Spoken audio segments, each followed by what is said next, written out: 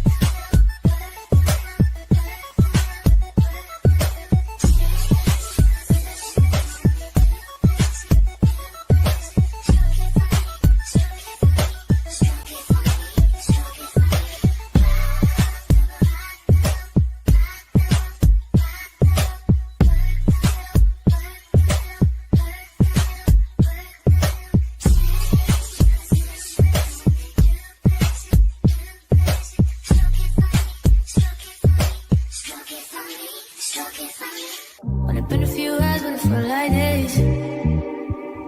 Only been days, but it felt like months. Been gone for a year, only know like once. Life moves fast when you do what you want. I guess I'm doing what I want. Hope you doing what you want. What you want?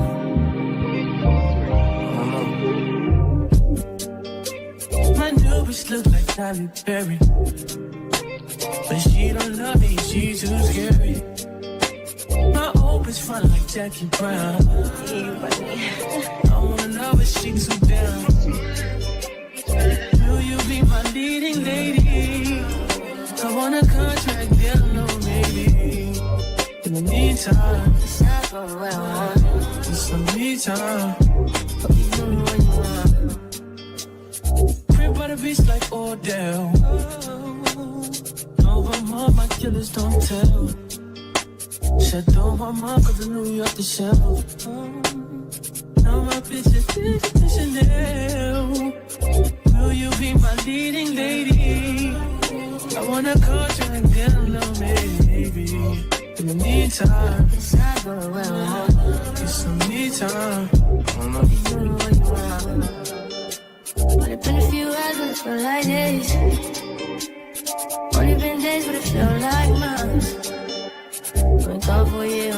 like once.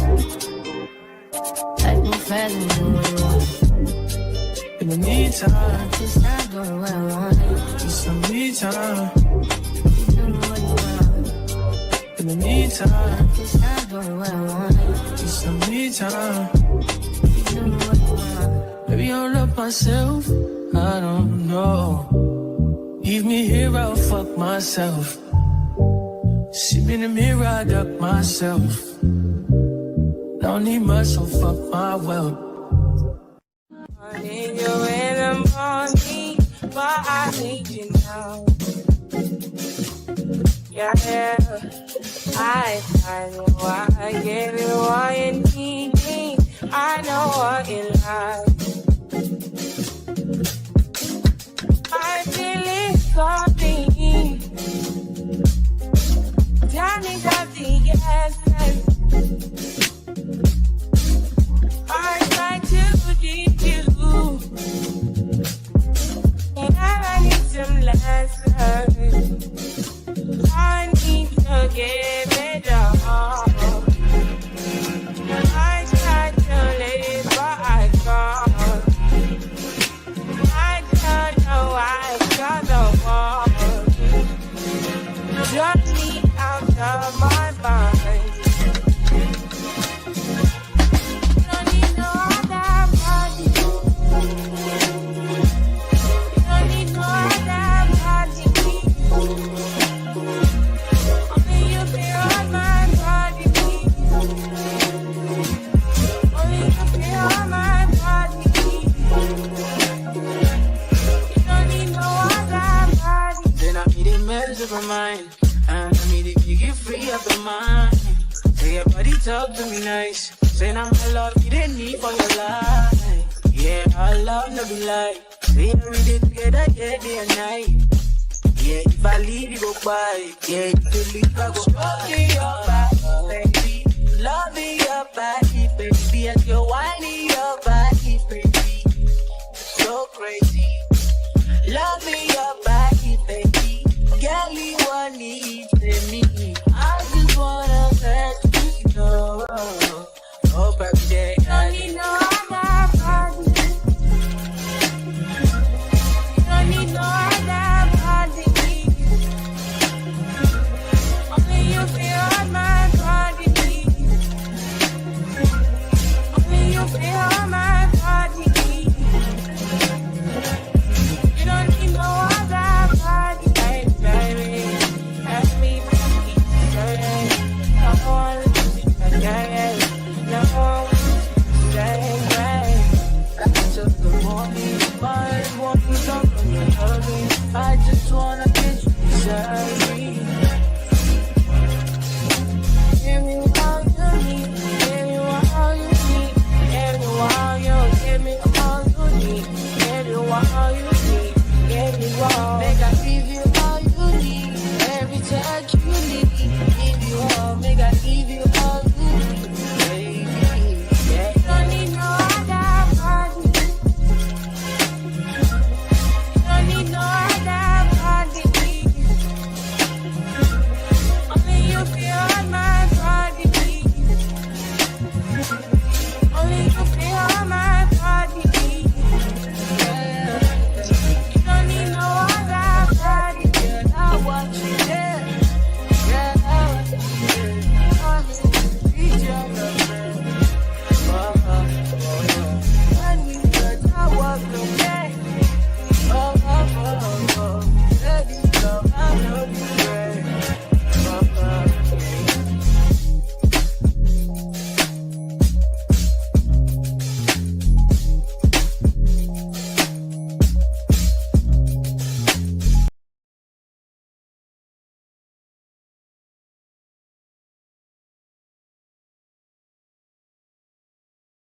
it's a brand new my way.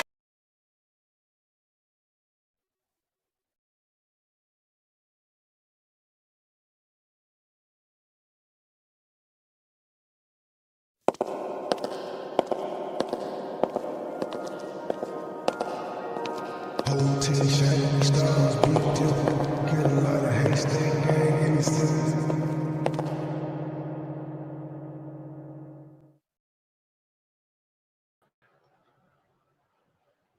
Hey y'all, come on in. Happy Thursday. Come on in. Come on in. How y'all doing? Thank you so much, Miss Margie. I appreciate you, love. Thanks for supporting the channel. How y'all feeling? Blessings, Miss Lynn. Blessings to you. Blessings to you. How you doing today, Miss Lynn? How you feeling? How you doing? Hey, maybe. Hey, Tanya. Hey, Sonya. Hey, Ramlin. Natasha. Who else we got? I think that's Martina. Martina ain't had nothing to say, but okay. Hey, Lady Marie, girl. L Boogie. How you doing? I think that's it. That's the farthest I can go. All right, y'all, we are here, even though I'm later than I wanted to be, but we here. I'm here because I got to stay on track. Because my goal is to use today and tomorrow to finish up with this story. And the reason why I know it's going to be today and tomorrow, because I know the stuff I want to get out or the stuff I want to cover, I'm not going to be able to do it all today. I don't want another 5 hour live on this channel. The most I am willing to do, I'm hoping two, but the most I'm willing to do is three. So, um, whatever we don't get done in that time span, we'll do it tomorrow. We're gonna wrap it up tomorrow though, because I got something else I want to get into for next week. Okay, it's been pretty hard. Yeah, we are making our memorial arrangements. Please remember me. Absolutely, I will, Miss Lynn. I'm sure everybody else will too as well. We love you, sis. Stay strong, girl. Yes. Um. So yeah, we're gonna hold on. I got to. I be looking for stuff and it be right in my face and things of that nature. But I don't see it. And I'm still looking. Where oh, there it is. Um, yeah. So we're gonna do what we do today, and then we're gonna wrap it up tomorrow, and we're gonna get on to something new for next week. So today, what I have is what I want to cover is I got a couple of videos or live streams or whatever that I want to listen to. And I probably, since we know the gist of the situation, and this case, like I say, is 3 years old, I think the only reason why, people are talking about it right now is because the body cam footage came out. I didn't even know she had been sentenced in February. I thought she was actually sentenced like last week or something like, well, yeah. But the reason why people are talking about it in this moment is because the body cam footage was released, and so everybody started talking about it. But she was actually sentenced in February. Okay, the actual crime happened 3 years ago. Um, you're welcome, Ms. Lynn. So, other than me wanting to point out some things and give my opinion on some things, unless I don't see anything else popping out, like I say, the reason why I want to even continue discussing it is because it's important to recognize certain things when it comes to certain cases. Like this case, um, you could anybody with good sense know this case ain't just cut and dry. And the reason why I say it ain't just cut and dry is that this woman ain't just decide out the clear blue. I'm not gonna say that I don't believe she intentionally harmed those kids because I absolutely believe it was intentional because it was a long drawn out process. Like they were abused, they were starved, and things of that nature. And then she didn't even show any dignity when it came to their deaths because she did not report them. She did not allow the mom to bury them in a timely manner. I mean, it's a lot of aspects to it. But with that being said, that lets you know that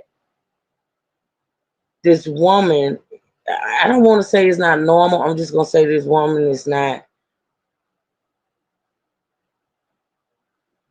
mentally stable.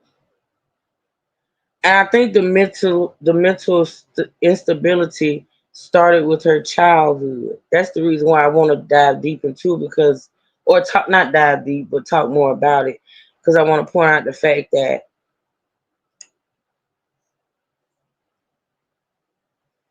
yeah, whatever adult she turned out to be or not to be, it started back in her childhood. It did. I got a couple of videos that we're gonna listen to of people who did videos back when this first popped off. I want to listen to the short.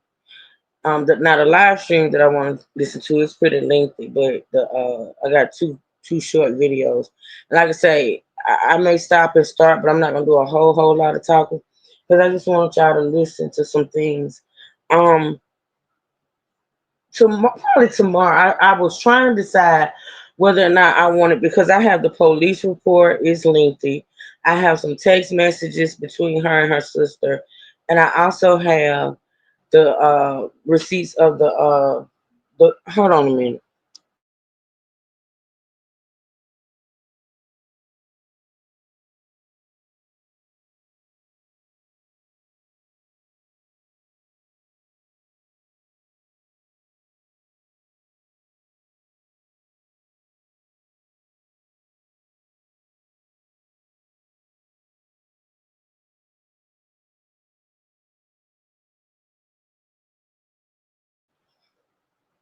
Agree truth. I think. Let me take this. Thank you again, Miss Margie, for that support. I appreciate it, girl. Um, Tanya said definitely some childhood trauma. Ms. Lynn said, agree truth. I think cruelty was a part of her. Yeah, yeah, cruelty and a couple of other things we're gonna get into. But um,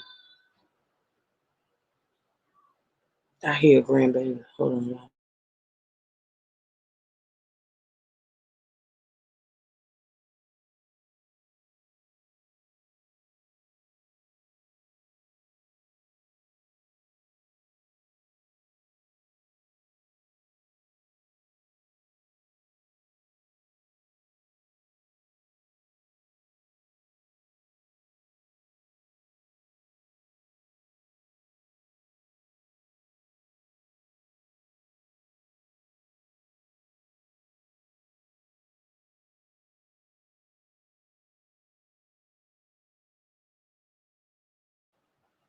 All right. Thank you for the prayers, Miss Mons. Um, yeah, y'all make sure y'all please hit the thumbs up for your girl. Get this in the algorithm. Feel free to support the channel with the Cash App, PayPal, Super Chat, Super Sticker, all that. All right, so yeah, and I do also have receipts of the GoFundMe's that was set up. And yeah, it's true. I know we had mentioned it the other day, but I don't know if we. I think the truth did say that there were actually four GoFundMe set up, y'all. Can y'all believe the mom? Now we talking about the mom now, because you got to know that the aunt was locked up. She was locked up, but the mom set up four GoFundMe accounts, and I have all of those to show y'all. I wonder if she suffered from. I think it was something mentioned in the. I think there was something mentioned about suspected drug abuse in the police the court documents. But we, like I said, we're gonna get into those on tomorrow. I'm gonna end the show or end this whole thing tomorrow, and I think that's gonna be some of the last stuff we talk about after getting through this content. Um, hey boss, how you doing, girl? I'm sorry, Tree. I'm not gonna be able to do this. Oh, okay, Miss Marge. Oh, that reminds me. Let me put this up. Okay, Miss Marge, I understand. I do understand, Miss Margie. You don't have to stay. I'm going live on the T channel later.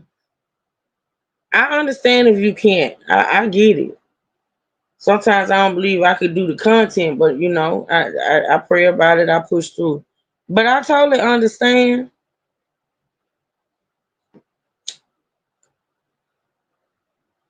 I love you, Miss Margie. You can not be here. I see you over in Sipperville. Judge Truth has excused you from the court. Are you working? And Margie said, I can't do this, Truth. I know, girl. It's a lot.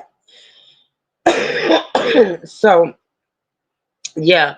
So today, let me see. Let me put up what and I hope this stuff plays today, y'all. If not, I have no problem doing audio because I just don't want to argue and fight with StreamYard. I just don't. Okay, thanks for understanding. You know I'm a yeah, I do know that. And I totally understand. You know I do. Mind you are a true supporter, honey. You are a true supporter, so I know if you could be here, you would be. I ain't worried about that. And if you can't, if everybody can't do this. You know what I'm saying? I understand. Let me put. I'm not going in there no more. My Leo just hollering out. I think the child has a bit of Tourette's going on. She be watching the tick of the talk, and she just have outbursts and shit of that nature. And it used to, like scare me, like somebody was in there at her ass. But it's after running in there 10, 15 times a day, and ain't nothing wrong with her. She laughing at me. I'm just not doing it no more.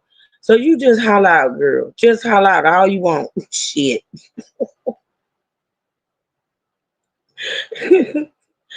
Ooh, school start back next week, Lord. Listen. Y'all talking about throwing some kids up in the schoolhouse. They gonna lock me up. I'm gonna be like Nicole, I'm gonna be locked up.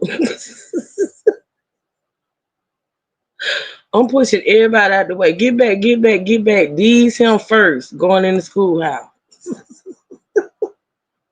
Man, it's been a long summer. They got their last hoorah this weekend, baby. They got a whole back to school scream party going on. And baby, that's the last hoorah. They taking their ass back to them folks' school. I'm sorry, y'all. I had to get that out. Truth is so excited. Ah! I love my grandbabies. I love my grandbabies, but they have drained my pockets and they have drained my emotions. Shit. Ooh, baby. Just saying. Y'all understand. Tell you said it's my grandsons. I'm like busting in the door. Girl. Oh, my daughter asked me to go, go with her. I don't know why she want me to go. She want me to go everywhere, but to take them on the first day. I don't even know why she going. I don't even know why she done told the people she gonna be late for work and everything. Tell me I gotta walk my babies in there. No, you don't. I'm sure they been at that school. They know them people. Hell, they know the school better than you. So she want me to go good, take pictures and all that stuff. But listen, I'm busting through the doors. Get out the way. What that song is, y'all? What that lose good? Move, bitch. Get out the way. I'm sorry, y'all. I ain't ashamed.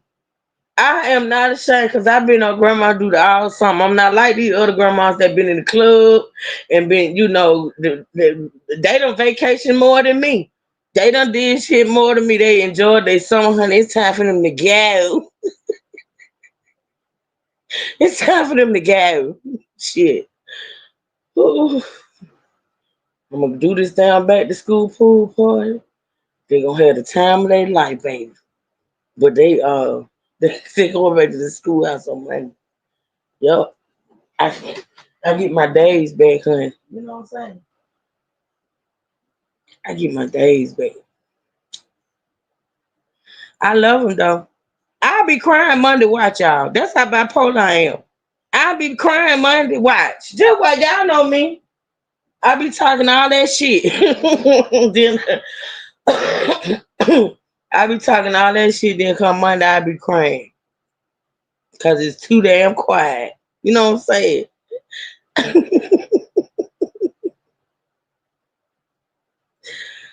um, Well, okay, so let's get into the content. I had to get that out. I had to get that out. Okay, so hey, keep cute, girl. You hear me on my little rant, girl? I'm telling you the truth, keep cute. You know I ain't lying, girl. You know how these grandbabies has had me hostage this summer. Be begging for a break from the grandbabies and be. Let me tell you something. That's true. I agree, but I did a little research. Cause see, my daughters, they be trying to punk me. You know, they really do. See, they know they mama, right? They know me and they be trying to pump me. But see, they don't know. This YouTube here has taught me about receipts. Yeah, it has taught me about receipts. So they really tried to pump me the other night when they was over here because my baby girl had ordered some stuff for uh Keyshawn and my Lil, and I don't know why they felt like they had to meet up here to do the exchange. So we were out here the other night. So I told them, I was telling them I couldn't wait for the little crumb snatchers to go back to school because my grocery bill on triple. My damn grocery bill. And they gonna tell me, Mama, you do the most. You just do the most. You be over exaggerating it.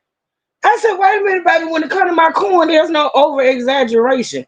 See, the children be here most of the time. Y'all have y'all food at y'all house.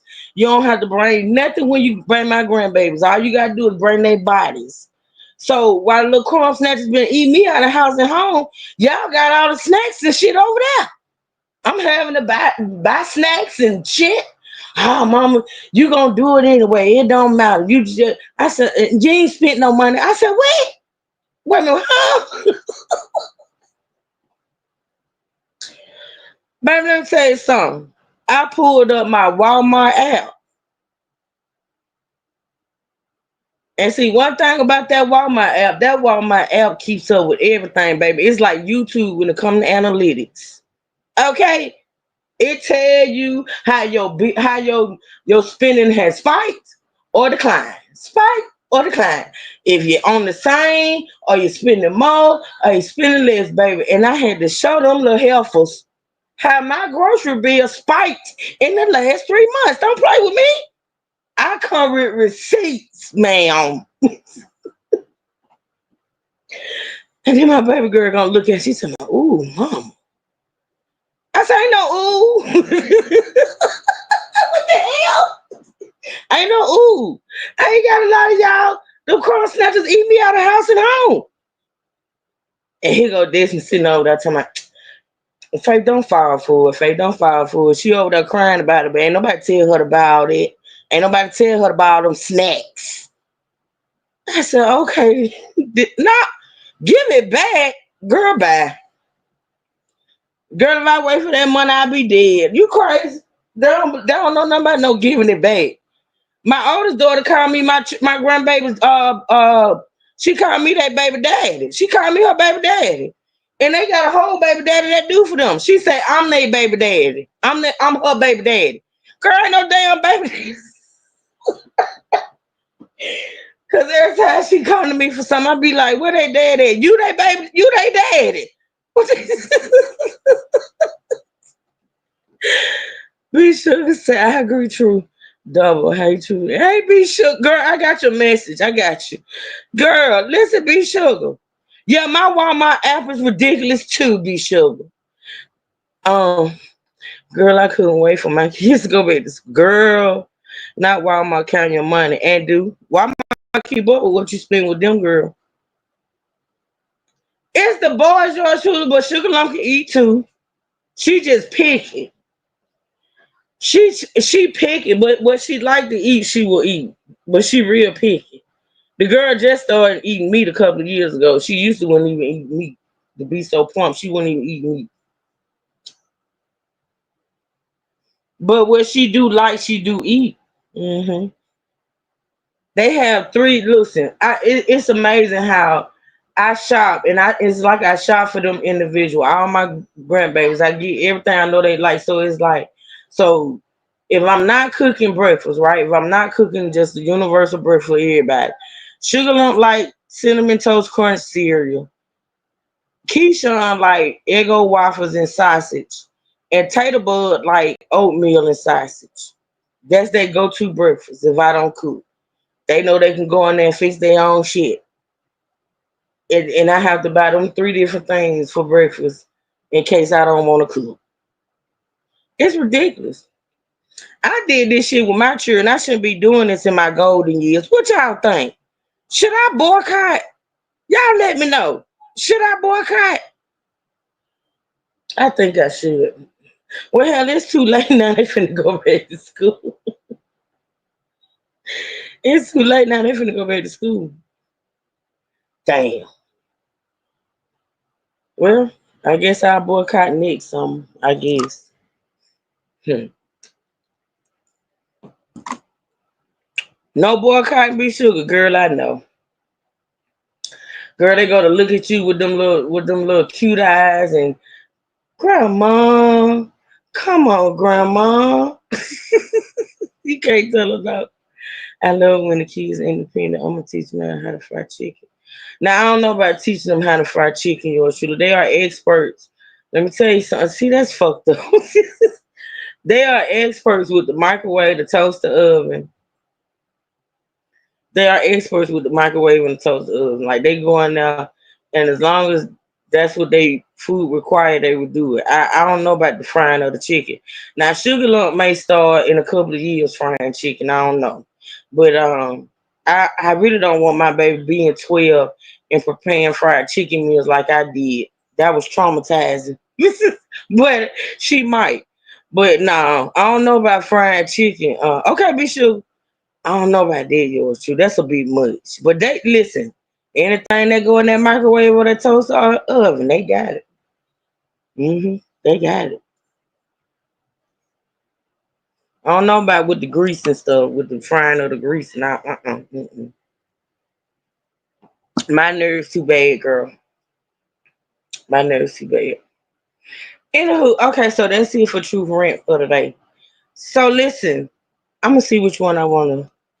Nah, they ain't fucking with my air fryer either. Cause as soon as something get broke or something ain't working, they lie. They say it was like that when they got him. See, they be lying. Hell no. True. Well, I'd rather them do the air fryer than the fry the chicken on the stove. True funny how we were quick to say no to our kids, but quick to say, girl, ain't that weird? But it's the truth. It is the truth. It's the truth. And I don't know what happened. I don't know what happened to us. Keep it cute. I don't know what happened. Which one I want to? Oh, I'm gonna do the shorter videos first. Okay, I'm gonna do the shorter video. So I'm gonna start with this one, and I'm gonna share these people out on my wall. I'm gonna tell y'all the name of the channel, and I know just put the channel the link to the channels in the chat. Just for the sake of I'm using their content and y'all go support. Go check them out. If y'all like the videos, go check them out. The name of this channel is, and I think it's Snatch. Let's see. I don't want to say it wrong. Snatch Investigates. SNATCH Investigates. Can y'all please go get that link and drop it in the chat for me? And I'm gonna share the video right now. Because I think yesterday I forgot to share a couple of those videos. So I'm gonna do it right now. I'm gonna share it out on my community wall.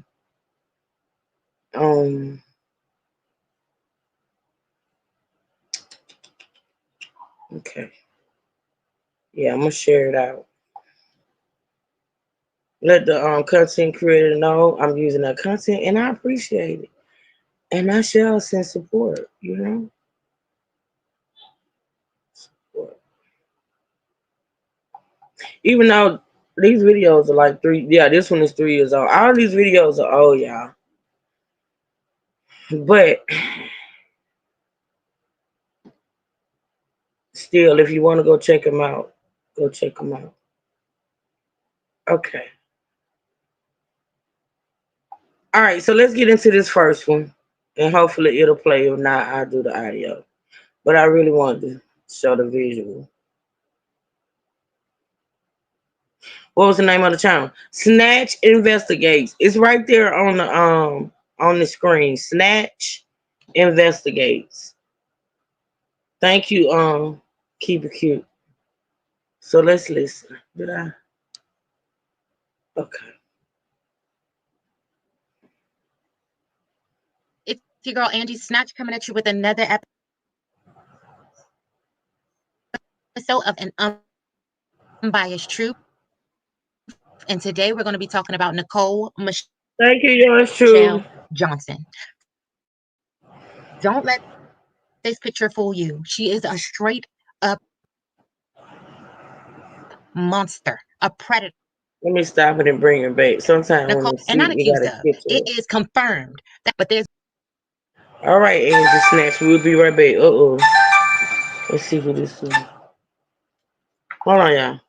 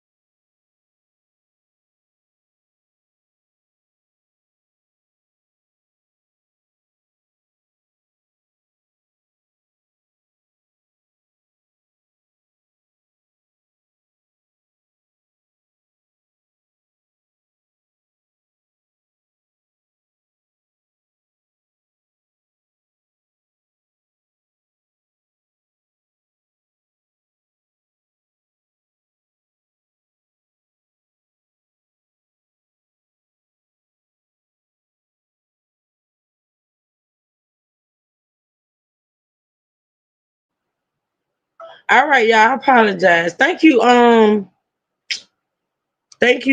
keep it cute. Thank you. What I was supposed to be doing, y'all? I was supposed to be dropping it and bringing it back, so it won't skip. Yeah. Okay, let's do that. Let's do that.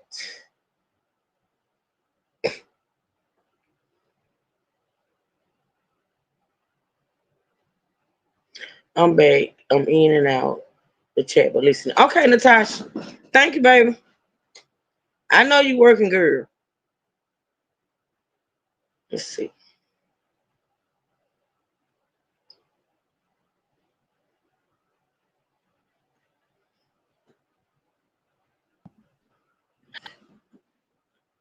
What's going on, guys? It's your girl and I'm going to be talking about Nicole Michelle Johnson. Don't let this picture fool you. She is a straight up monster, a predator. Nicole Michelle Johnson out of Baltimore, 33 years old, is accused of, and not accused of, found in the trunk of her car. But there's more than what meets the eye in this case. And there's a lot of agencies that owe our community some type of response and accountability. Check this out. Towson with more on what the suspect actually told police. Avitoy. Well, Baltimore County police say this all started from a traffic stop when the defendant was speeding. The officer apparently smelled an odor, and that's when they found the bodies of the two children in the trunk. 33-year-old Nicole Johnson faces several charges after her 7-year-old niece and 5-year-old nephew were found dead inside her car trunk. Baltimore County police say an officer pulled Johnson over late Wednesday night in Essex. And when the officer told her the car had to be towed because the tags were fake, the officer even noticed that the clear bag contained messer. Johnson removed the blanket, exposing the decomposing body of a young child who was inside a suitcase. Police say they later found the body of another child in a bag. Johnson told police she was taking care of the kids because their mother wasn't able to. But the mom told police she tried to get her kids back, and in March of 2021, she arranged to have the children returned, but the defendant never showed last year when they were staying at this inn off Pulaski Highway. Police say the defendant admitted she hit the lid in this northeast Baltimore community. One neighbor held back tears. Honestly, I pray for the young's in the trunk and to drive around with. Now, according to the court documents, when the autopsy was done, 7-year-old Jocelyn Johnson weighed 18 pounds, and her brother, 5-year-old Larry O'Neill, weighed 21. First, I want to say I completely disagree with the neighbor interviewed at the end of that clip. I would not waste any of my prayers on this woman. So let me give you guys a quick timeline. So in 2019, Dayshell, who is the older sister of Nicole Johnson, moves from Dayton, Ohio to Baltimore, Maryland. July 19th, she gives her children, 2019, I'm sorry, she gives her children to her younger sister, Nicole. She states because she cannot care for them. So July 2019, I gotta correct that. If I hear something that I know is not true, I have to correct it. Nicole was a couple of years older than the shell or the shell. I call it the shell. They shell. Yeah, she was a couple of. I think, if I'm not mistaken,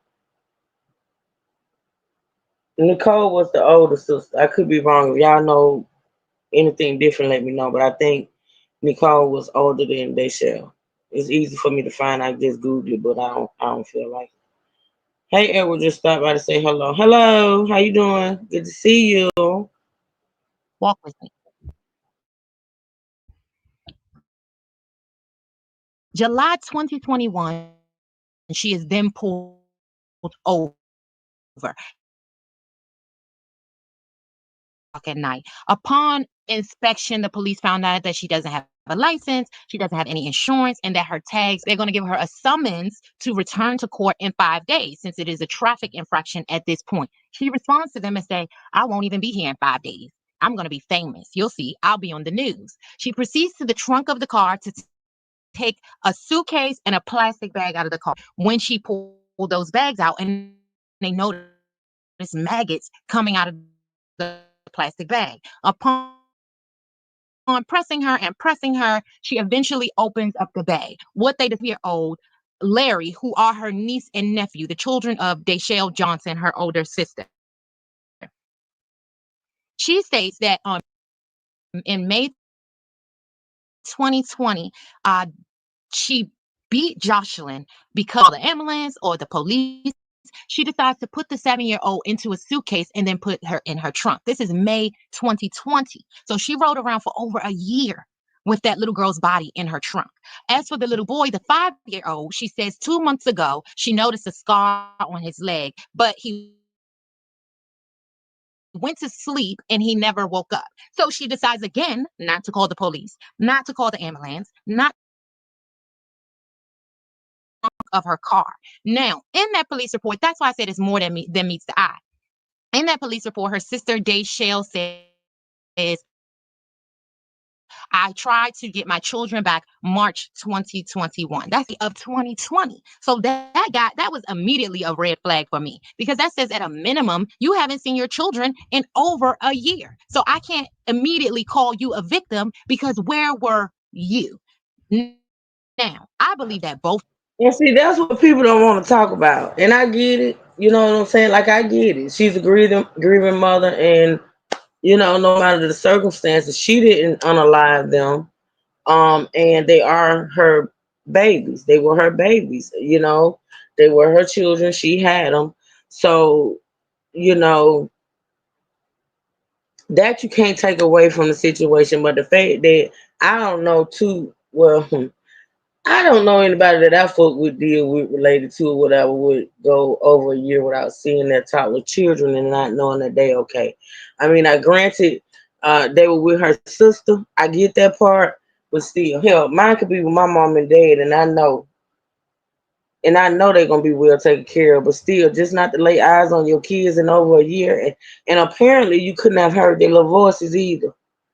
I'm just saying, like, it's hard. It's hard for me to see her as a victim, even though it's just hard. It's hard for me because see, y'all know I'm all about everybody in situations taking accountability.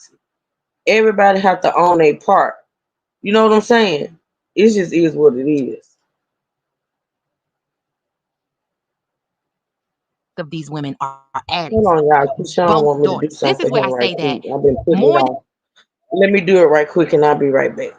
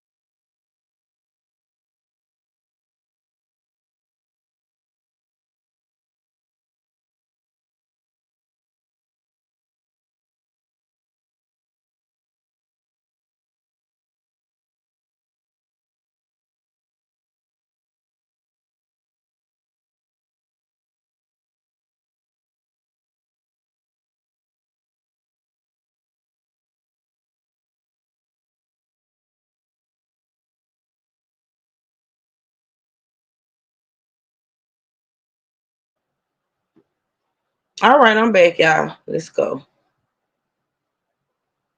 than just the two daughters owe us answers, but Baltimore County Police and Baltimore Child Protective Services also owes answers because it was very interesting. In that news clip, they stated a statement from Child Protective Services. So that kind of stood out to me. Well, why is Child Protective Services making a statement, especially like this? So this is Greg Rickett, It Assistant says Director this of is the a Money. horrific incident, and we are saddened to learn about this tragedy, as there is an active criminal investigation taking place in Maryland, and due to Ohio, we are unable to comment. Well, we do know at this point that as soon as they discovered these babies unalived, they then, I guess, found out who the mom was, and DCF stepped in and took the baby. What I think the baby was 8 months old. So basically, this chick dropped her two kids off with her sister, left, and went off and had another baby. And DCF eventually took that baby into their custody. Now, I keep hearing that maybe DCF was in her life and Michelle's life before. I don't know. I still hadn't seen anything. Or did we yesterday? I don't think we did. But anywho, maybe something we watched today may have something about it. I don't know. But we do know that if they wasn't in her life before this, they definitely became a part of her life after. And you know what I wonder? That was 3 years ago. I wonder if she got that baby back. I wonder about that too. Montgomery County Children's Services. He says, this is a horrific incident, and we are saddened to learn about this tragedy, as there is an active investigation taking place in Maryland, and due to Ohio Revised Code, we are unable to comment. That sounded like a cover our ass statement to me. So I wanted to know, well, what information do you have, and how are you involved in a way that because of Ohio code, you can't make a public comment? And I found this. This is from the patch from the grandmother. The grandmother, the mother of Deshelle and Nicole Johnson. Okay, so yeah, I do remember it was mentioned that the mother had called DCF, but I don't know if there was an active case because this is the thing. This is where I'm confused at. If there was an active case with the shell, because the bump, and I can't read this is blurry, so she's gonna read it. We're gonna listen. If there was an active case, right, with the shell, thank you, keep cute. If there was an active case, oh, Miss B wanted it. Okay.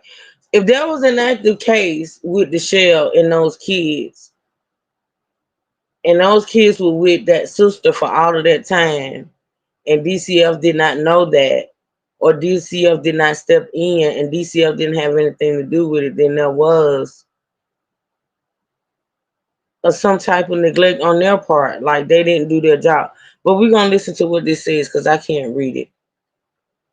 Who lives in Dayton, Ohio. It reads as follows. The children's maternal grandmother, Michelle Johnson, told Fox 45 Baltimore that she was concerned for their safety. I called the police department to see if someone could help me. I called Child Protective Services, Michelle Johnson says. A spokesperson for the Baltimore City Department of Social Services, Child Protective Services, told Fox 45 that information related to phone calls like the one Johnson said she made is confidential, but confirmed that the department is looking into the case. The last time Michelle Johnson saw her grandchildren was December 2019, when her daughters moved from Ohio to Baltimore after the family got into a spat regarding the care of the two children, the grandmother told Fox 45. That Wait is a why minute.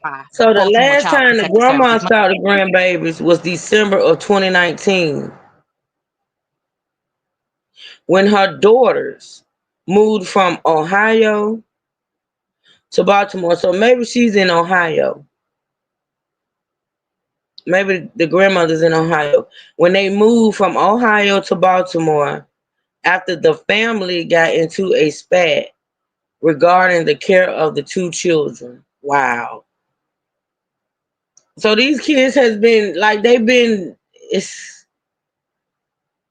not cared for properly for a long time. Montgomery County Child Protective Services is making that statement to cover their behinds. But even in this article, there is already a contradiction because she saw them December 2019 and says that's when both her daughters moved from Ohio to Baltimore. In the police report, they stated that in July 2019 is when Dayshell gave Nicole Mm-hmm. her children. So I wanted you guys to Mm-hmm. also check out this clip. This is the grandmother's thoughts on both of her daughters in the situation regarding her grandchildren, but also the uncle speaks at the end because Dayshell was staying with the uncle with her children. Dayshell Nicole's mom, Michelle Johnson, says she wants both of her daughters held responsible. I love her, but I want her paid with every soul in my bone. They can put her to sleep as far as I'm concerned. They can put them both to sleep. Nicole has since been charged in connection to the children's death. Philip says he hopes everyone responsible is punished and has this message to the kids. Pop, I love you. Sorry, I wasn't there to protect you. Dayshell Nicole's mom, Michelle Johnson, says she wants both of her daughters held responsible. I love her, but I want her paid with every soul in my bone. They can put her to sleep as far as I'm concerned. They can put them both to sleep. Nicole has since been charged in connection to the children's death. Philip says he hopes everyone responsible is punished and has this message to the kids. Pop, I love you. Sorry, I wasn't there to protect you. Dayshell Nicole's mom, Michelle Johnson. Now, I couldn't agree with that grandmother more. And this is her talking about her children that she gave birth to, but understanding the gravity of what they have done to these children. Now, Nicole Michelle Johnson, the grandmother is Michelle Johnson.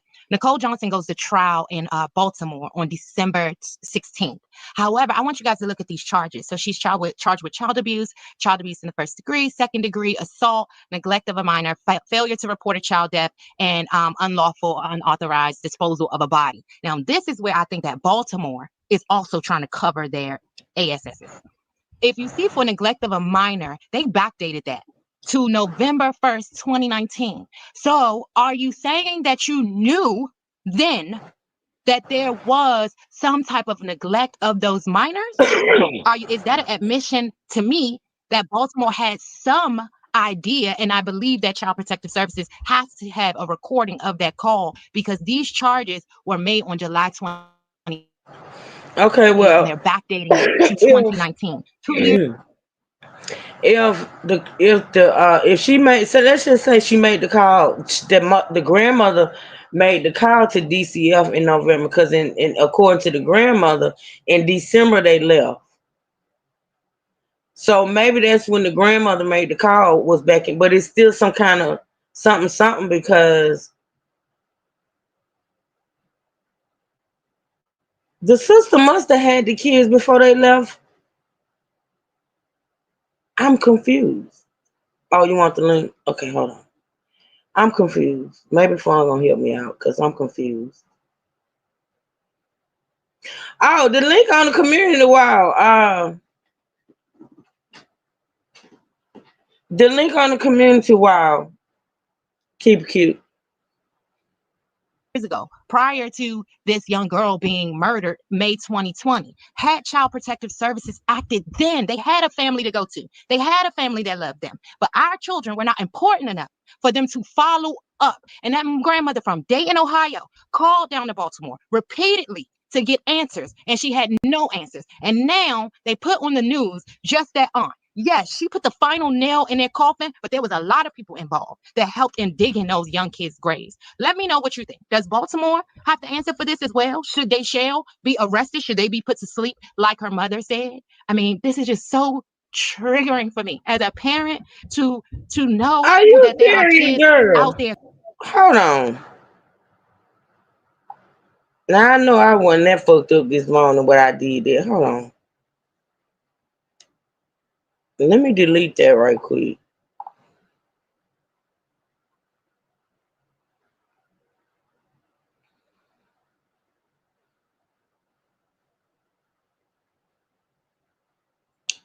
That's a StreamYard link.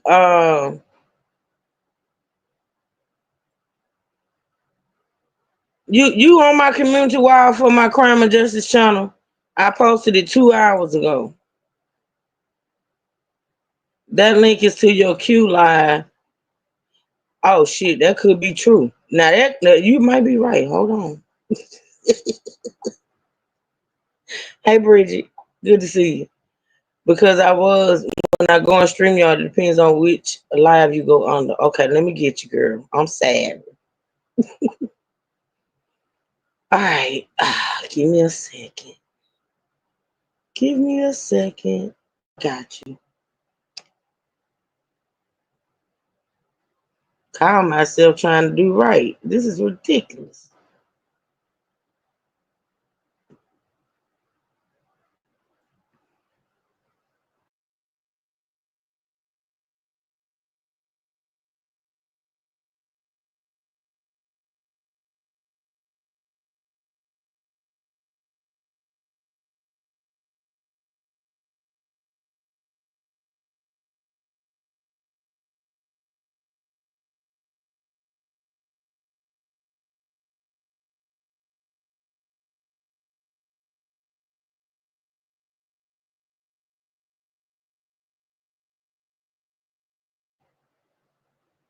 Okay. All right, keep it cute. Go try it, girl. Going through this. Imagine that 5-year-old, knowing my 6-year-old, when my oldest is gone, he goes through all types of withdrawals. Imagine that 5-year-old knowing that I haven't seen my sister in over a year, and the Yeah, that had to carelessness be for her to be traumatized. riding around with their bodies in the trunk. As far as I'm concerned, I concur with that mother. Whatever happens to them, that is what is supposed to happen to them. But I do think that there are other agencies that have to give us answers as well. All right, guys, you let me know what you think. I know I was a little upset, but it's just so triggering to me. I mean, I'm a mom. So yeah, All right, yeah. y'all. So that was This is that. Let's go to the disgusting. next one. Thank you for listening. Now, this young lady who we just listened to, apparently, she, I don't know if she knew about them. I don't know if she, at the time she made that video, she, that's how she felt about the mom. Okay. Now the next one we're gonna listen to, this young lady ain't going. She ain't going. She don't see the mom as a victim either. That meaning the grandma. Hey girl, Hey girl, what's it? you was gonna have me waiting for the cue ball commentary. Girl, I guess I tried to do right. No, this is the question I had. Okay, so they got into some type of well argument or what have you over the kid. Mhm. Mhm. The mama. Apparently, the girls, the daughters, or the baby Right. mama, So the something like that. mama, when Yeah. I mean when I say mama, the grandmother, the elder. Mhm. If you saw there was an issue with the care of these children Mhm. from the mother, and you knew your other daughter and what she did for a living, why didn't you Mhm. step up then? Well, we do see evidence that she did call DCO, But see, me and she said she myself, called the police. I wouldn't have had to do that. Give me my grandkids and you go out there and get it together and do what you need to do. I guess I'm different because if Maybe with the mama calling the folks is the reason why. Because remember yesterday we was trying to figure out why would the daughter give the kids to the sister and not the mama. Maybe that could be why. Maybe she was upset with her mama for making that phone call. You know what I mean? the family's dysfunctional, Oh, but me absolutely. but me personally, I ain't got to involve the peoples, the popo and all of them. Mhm. Bring me mine over here. Mhm. Mhm. Though I'm gonna cuss your ass out and tell you to get your shit together. Mhm. But I I'm not agree. gonna have my grandkids out here being neglected. And I'm not gonna have them in the system if I could help it. Exact. That's what I'm saying. I wouldn't have called CPS, the popo, none of that. Mhm. See, I handle things different Me too, girl. because I am the law. Shit. I know that's right. I know Yeah. that's right. Yeah, you know how we do. Yeah, I'm a check my daughter, probably cuss her out, all of that. Yep. But I'm gonna take my grandkids. You get what I'm saying? I'm not Damn having all right. them folk in my business. Damn right. This a family affair. The hell? Yeah. I totally agree with you, Fawn. But apparently, this is not how now, like I say, we do know from yesterday, right, that this is like some type of generational curses because we found out that Deshelle gave her kids to Nicole, but the mama gave her kids to her sister, right? And Hmm. I can guarantee you, probably the grandma was given away by her mama. Listen, they just they just lay down, have kids, and then pass them around throughout the family. I guess. I bet you it's a generational thing. I'm pretty They much. they calling grandma, auntie, and cousins, They calling brothers and they sisters. calling the babies was calling the uncle and the aunt grandma and granddaddy. That's what I'm saying. You see what I'm saying? It's Mhm. dysfunctional. Yep. Them kids didn't have a chance. I don't think they did. Well, it's sad to say, but I don't think. Listen, when your family, your mama, your auntie, your grandmama fail you, and then it looks like the system may have failed them. I mean, I gotta tend to agree, but What hope do I you just be have? hoping. I just wish somebody else had to like stepped in and did something because this is just too much. Yeah, it's a lot. I mean, and everybody's pointing the finger at everybody else, each other, Oh yeah, but oh they're yeah. all to blame. The grandmother and the two sisters. Mhm. Absolutely. That's how I feel. Because if you I ain't sitting giving there none of them talking to no. Popo, the CPS, and y'all sitting there arguing over these kids, all of y'all at fault. Mhm. Yep. So the name of this channel, if somebody can get the link for me, I'm gonna share it out on my wall. Is Room for Tea. Room, the number 4, and then the word T, TEA, and it's all together. Room for Tea. All right. And the title of this video is "The Grandmother Was Wrong Too." Nicole Johnson unalived her niece and nephew and drove around with them. And in this video, she's holding the grandmother accountable as well. Now let me go and share her out before I forget. Thank you, Cute Cute. Let me go over here and share her out so I will not forget.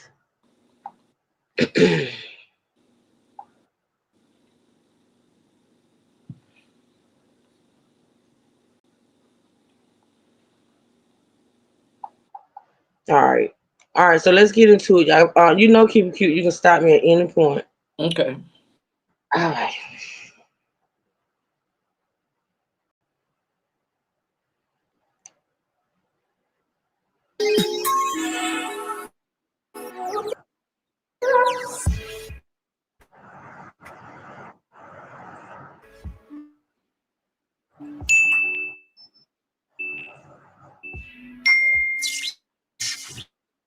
Taking things like a refrigerator and stuff. She was doing all kinds of stuff. Like she was taking stuff. Like she was getting the boy in trouble. Like she was just doing all And you kinds disciplined her? Yes. Okay.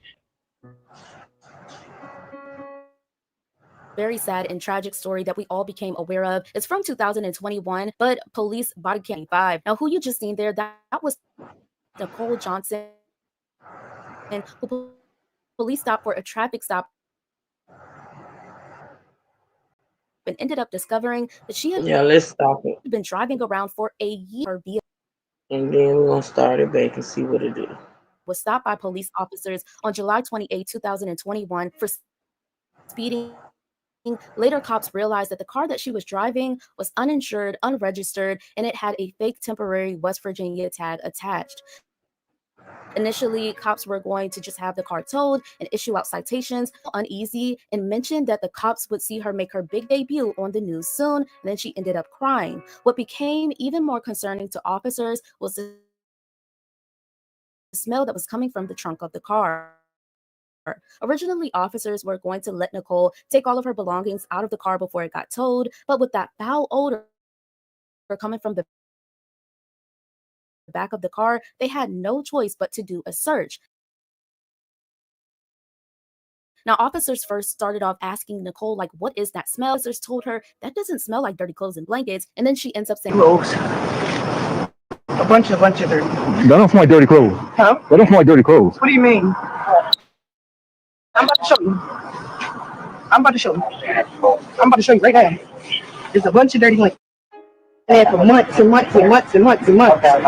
You might have to open that up all the way. I'm about to open it up all the way. Yeah, you have to open it up all the way for me. There's stuff all over it and everything.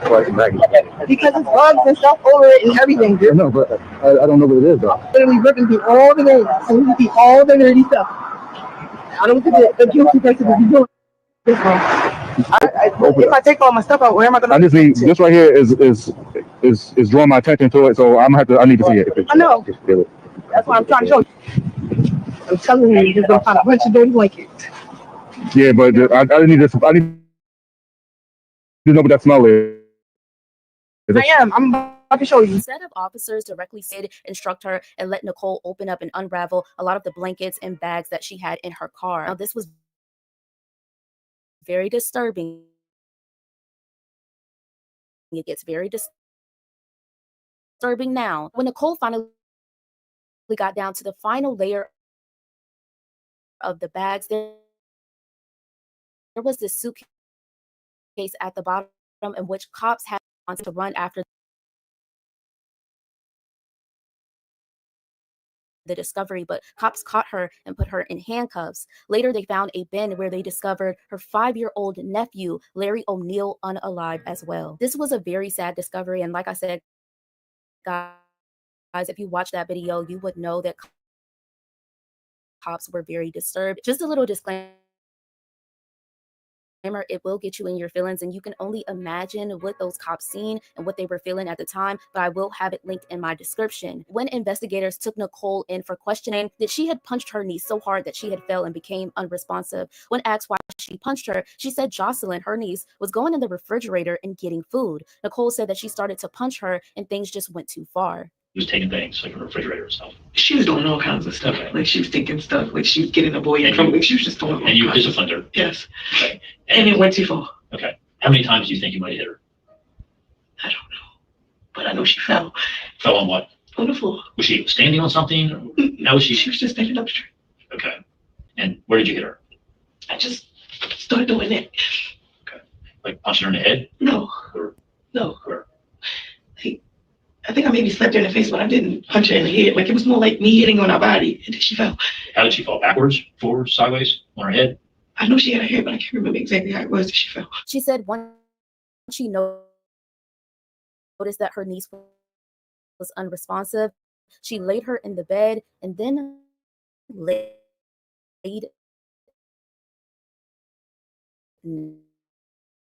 next to her. When describing what All happened right, to her y'all. I'm gonna nephew, drop it and bring it back. It's skipping too much for me. I want to hear what she got to say. Well, Hold my on. thing is this: the little girl was 5, right? Or was the little boy 5? How old I was the little think the girl? little boy was 5. I Why are think. you even balling up your fist to even Mm-hmm. punch a 5 or 6-year-old?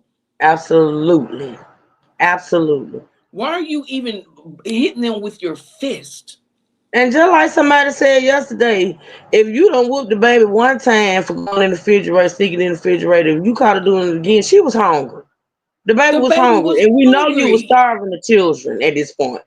The baby was damn hungry. And you mad because just like you, when you get hungry, you go in the damn refrigerator and get something to eat. That baby was hungry. And you The gonna baby punch was her hungry. like she a grown woman. You gonna punch her. Somebody, that's why I say somebody need to whoop and punch her ass every day in that prison cell. I hope they They don't need to stomp the kill her. mud hole in her. They need to whoop her ass Mm-hmm. every day. Give her a good her daily ass whooping, punches and all in that damn jail cell. Mm-hmm. Mm-hmm. Oh no, Mm-hmm. I didn't Sure punch do. her. I slapped her. Why are you even slapping her in the face? Absolutely. Absolutely. That ain't no better. These I are do your not like kids. adults or even children. Cause see, with children it's different, depending on the ages of the children, especially adults. Let's just keep it on the adults. I could despise an adult that would abuse a child. To me, that's coward. That's weak. You know what I'm saying? It is. You as a grown adult punching, slapping, or kicking a child. You're a weak bitch. Now correcting a child and even punishing a child, it's a level to that. Absolutely. It's a level to that. But punching and all this, like you fighting a grown woman on the street, come on now. Mm-hmm. Mm-hmm. But these be the ones that be scared to fight an adult. Well, You get what I'm saying? well, you better hurry up They and learn. weak. I hope you hurried up and learn how to fight. They weak. Anybody beat up on a child, they weak. I'm sorry. The children and the elder, you're weak. Right. Right. And Absolutely. it goes for men too when they beat on women but can't stand up to a real man and fight a real Mm-hmm. man, but they can fight on women all the time. Mm-hmm. Mm-hmm. Hey, it's a wrap. Good to see you, girl. Absolutely fine. All right, let's see what else she got to say.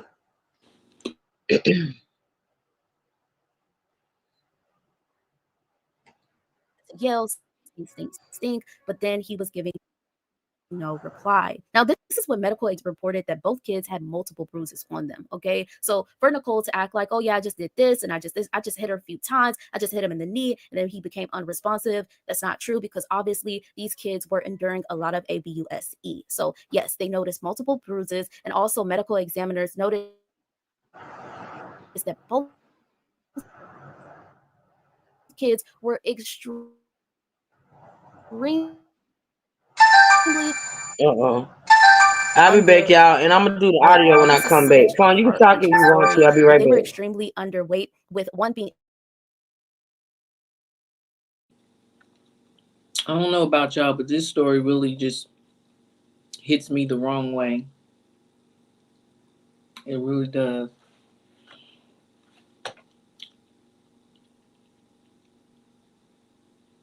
So, what are you guys' thoughts and opinions thus far? Well, I probably already know the answer to that, but people like these people here, the whole family was dysfunctional. I mean, Those kids didn't have a chance, and I'm gonna keep saying it. They was brought into a family that was dysfunctional. They mama was passed around. A grandmother was probably passed around. They was getting passed around, arguing over who gonna keep the kids, and that's a lot.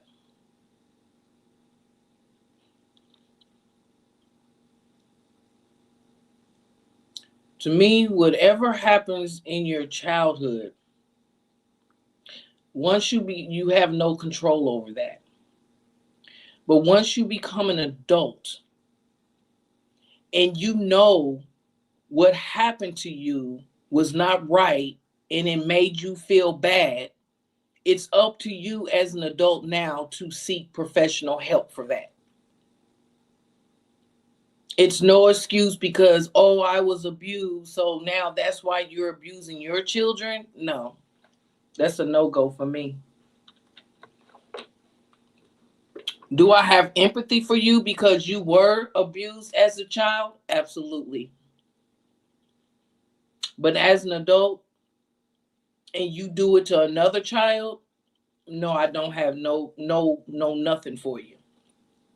I ain't got nothing.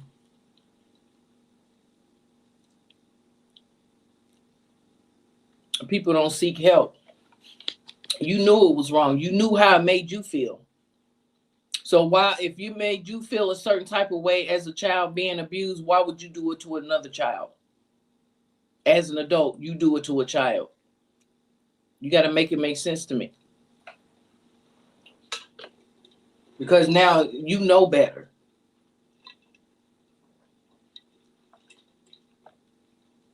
You know better. You're a grown adult.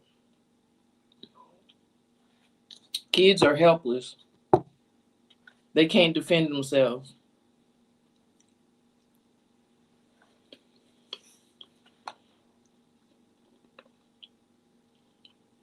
Yep, very dysfunctional.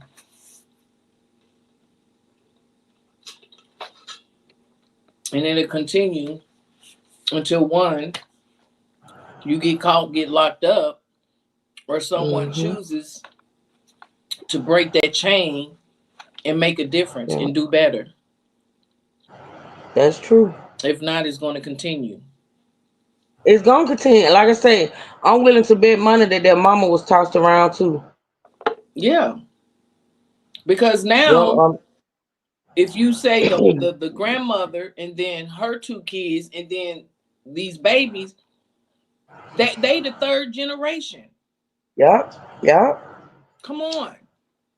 hmm And not to say the generations before them, I mean, that's let's just be crazy. clear. Like, it's a lot of families. It's a lot of families out there that sometimes, like, it is generational. That it'll be the auntie raising the children or the grandma. Shit, there's so many families where the Mm-hmm. grandma raised the children. You know Mm-hmm. what I'm saying? It's just ridiculous. But when it's toxic like this, when can't Mm-hmm. nobody seem to get their shit together, because see, most of the time when you have your kids, this is the thing. Most of the time when you hand your babies off to a family member, whether it be a sister, auntie, or mama, or a grandma, that person is able to take care of your kids better than you. You doing it Mm-hmm. because Mm-hmm. you want your kids to have better, and you ain't got your shit together, and maybe you want to get your shit together. You know what I'm saying? And so you hand Mm-hmm. the babies off to somebody that you feel like this sister knew that this Mm-hmm. girl could not take care of those babies. Mm-hmm. Keep she Yep. just didn't Yep. give a damn.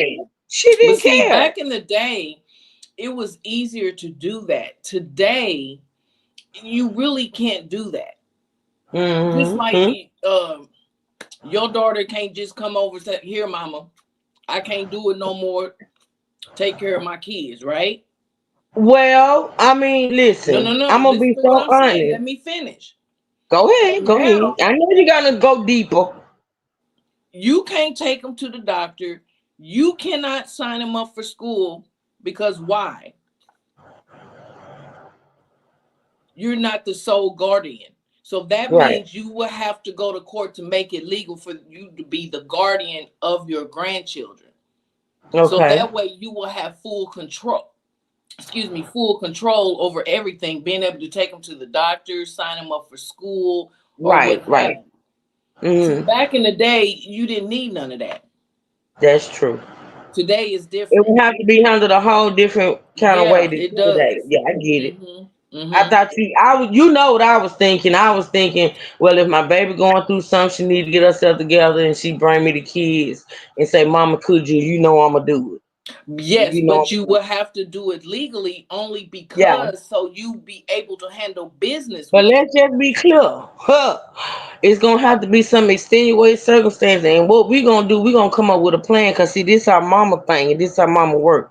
Mhm. I'm gonna get these babies while you do what you gotta do. I'm gonna even help you do what you gotta do, but baby, you gonna do what you gotta do. Right. Because at Right. the end of the day, these my grandbabies and I love them and I do anything for Mhm. them. But these are your kids, and you are going to put yourself in a situation where you're going to be able to take care of your kids. And we're Yeah, gonna do you this know damn what? But thing that's easier together. said Don't than think you done. just gonna drop them off and go for finagling your life away and having another baby. Come on, Mm. fun. This girl went out and had another baby. But what I'm saying is, it is what it is because you can't. Shit. We don't have control over our grown adult children. And don't. But then we're not going to sit in the wayside and watch our grandchildren suffer because of the Absolutely choices not. that their parents made. Can't do it. You see what I'm saying? And Can't we do can it. cuss them out and tell them how we feel, this, that, and the third, does not Right. mean that that's going to straighten them up and they're going to do right. That's true. That is true, but as long as you know you did all you could, and I Mm-hmm. truly want to know if that grandmother feel like she did all that she could. Cause the thing about it is, like you're right, we can't control these grown adult kids. We Mm-hmm. can't make them do anything. What we're gonna do, like you said, is make sure our grandbabies are good. But when you know you did all you can and all you She could, didn't. First I of don't all, think you so gave neither, them fun. I away. don't think so neither. Second of all, you had your daughter out here selling her behind for money for you. Mm-hmm. Mm-hmm. Come on now. Yep. And The you girl want said it them out of her own mouth. you want them to be put to sleep. Baby. They are a product of you and what you did or did not do in raising them, ma'am. First of all, she better be careful what she Now, putting don't out get it in the twisted. universe. I'm not blaming. Listen, let me be clear, because see, we making a point of saying that parents are not always responsible for what their children choose to do. But when you don't put your child out on the Take your ass hope on train, somewhere else. that's something different. Bye. Get that I unbreakable. You got gonna it. break the day unbreakable. I got Thank you, it. thank you, boo.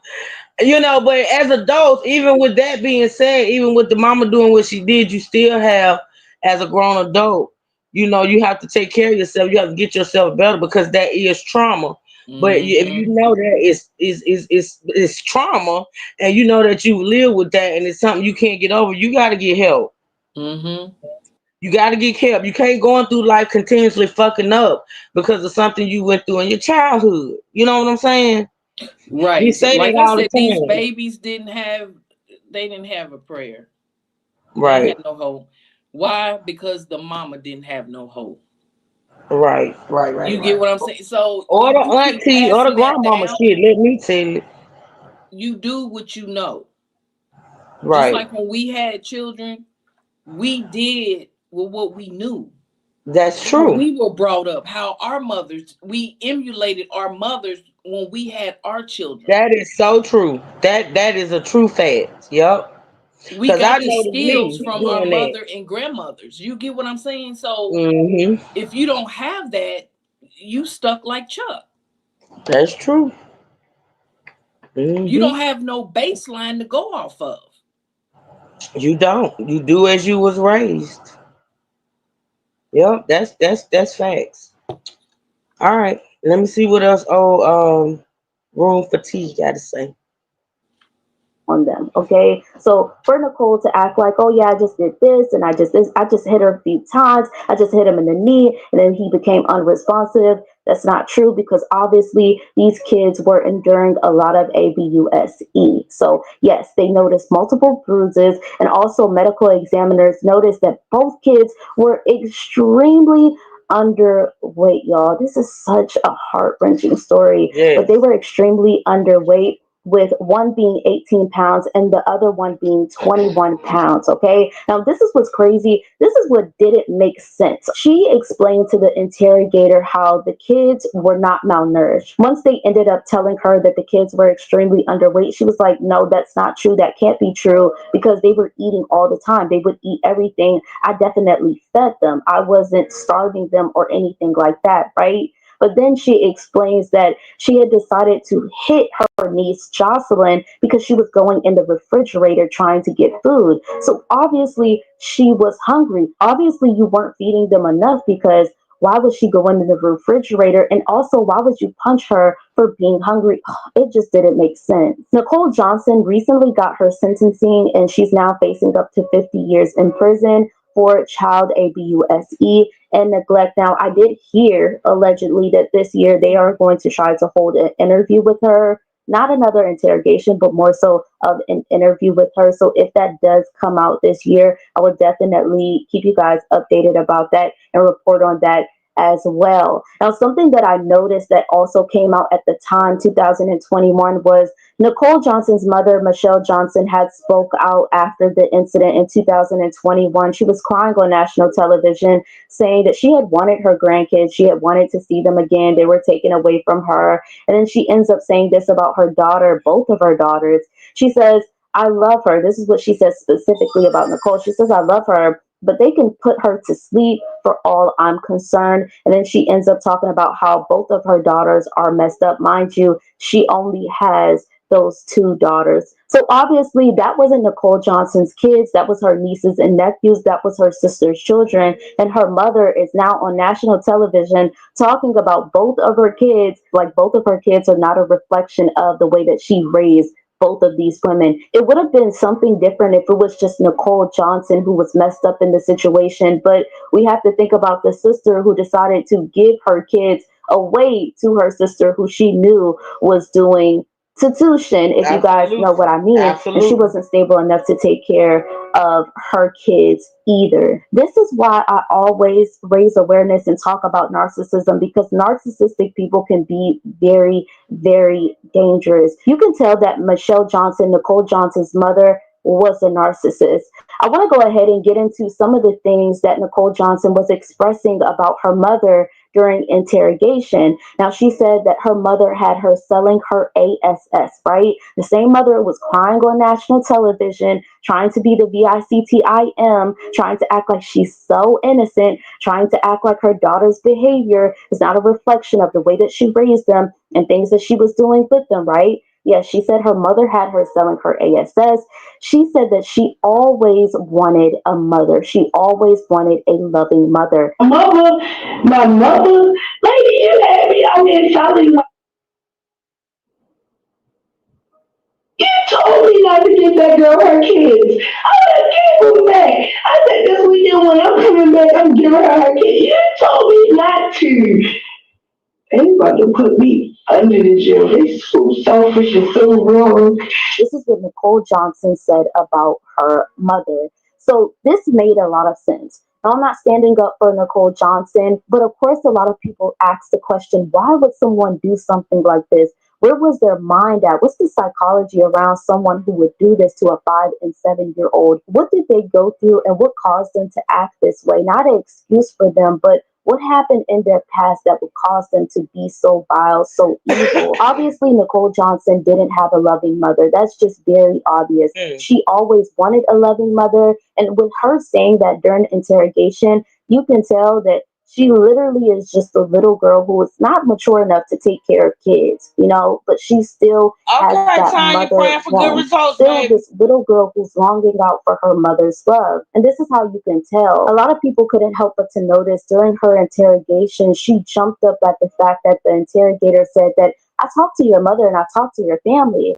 She was like, you talked to my family, you talked to my mother. What did she say? What did she say? And people are like, oh, it seems like she's more concerned about the fact that the interrogator talked to her mother more than she's concerned about her niece and nephews who are not here anymore due to what she did to them. I want you guys to understand that this is the direct result of being raised by a narcissistic parent, okay? When you are raised by a narcissistic parent, you have a narcissistic parent, you know, these are very selfish individuals, narcissists in general, and they put their needs first and they want everyone around them to put their needs before your own, before anyone else's. So this is someone who we're watching who was raised by a narcissist, who was told to always put her mother's needs, her emotions, her feelings, everything, her physical, her mother before everything. She put what her mother wanted to do over top of herself. She said that she wanted to one point give her sister her kids back, but her mother told her That's to what she keep said.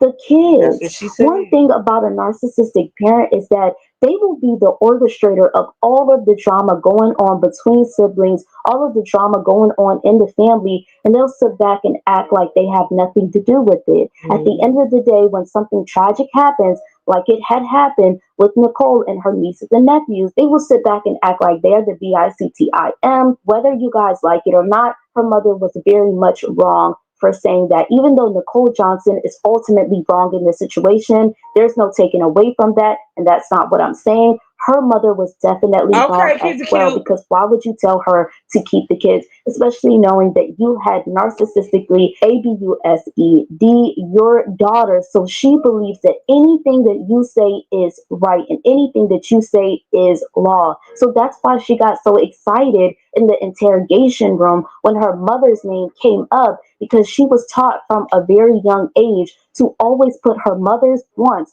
and needs and whatever her mother says over top of whatever she wants and needs and whatever she feels like is right, which is so messed up about. When I tell you this girl is breaking it, oh, I ain't gonna say girl, this woman. Ooh, sorry. Breaking it down, in my opinion. Breaking this mama down. Listen, y'all, listen.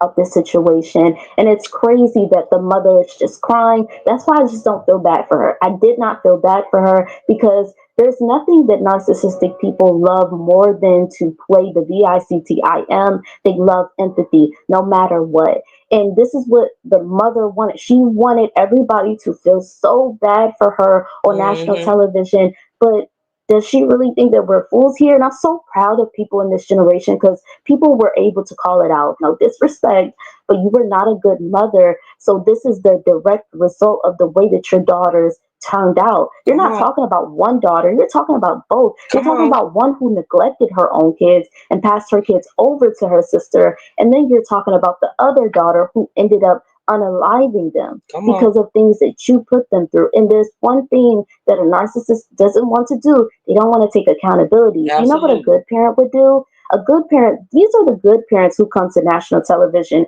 where their kids end up getting in the world and just doing some messed up stuff. They say, I don't understand what I did. Have you ever heard a parent get on national television? I know you guys have heard a parent get on national television and say, I just don't understand where I went wrong and what I did. Usually a great parent is blaming themselves. That's how you can tell you're a great parent, because you're overly blaming yourself and you don't have anything to do with it. But a narcissistic parent is going to blame the child for everything and not understand the role that they played with their child or children ending up the way that they did. So for her to blame both of her daughters just shows that she doesn't love her daughters. She would end up saying, oh yeah, I love her, but yeah, there's no but. You don't love them and you haven't loved them. These women have been malnourished of love their whole life, which is really messed up for them. But at 33, and I don't know how old the other sister was, but they should have got the help that they needed, that they so badly needed, because all of that trauma ended up coming out on the younger generation. These innocent kids, unfortunately, ended up paying for the generational curses that were going on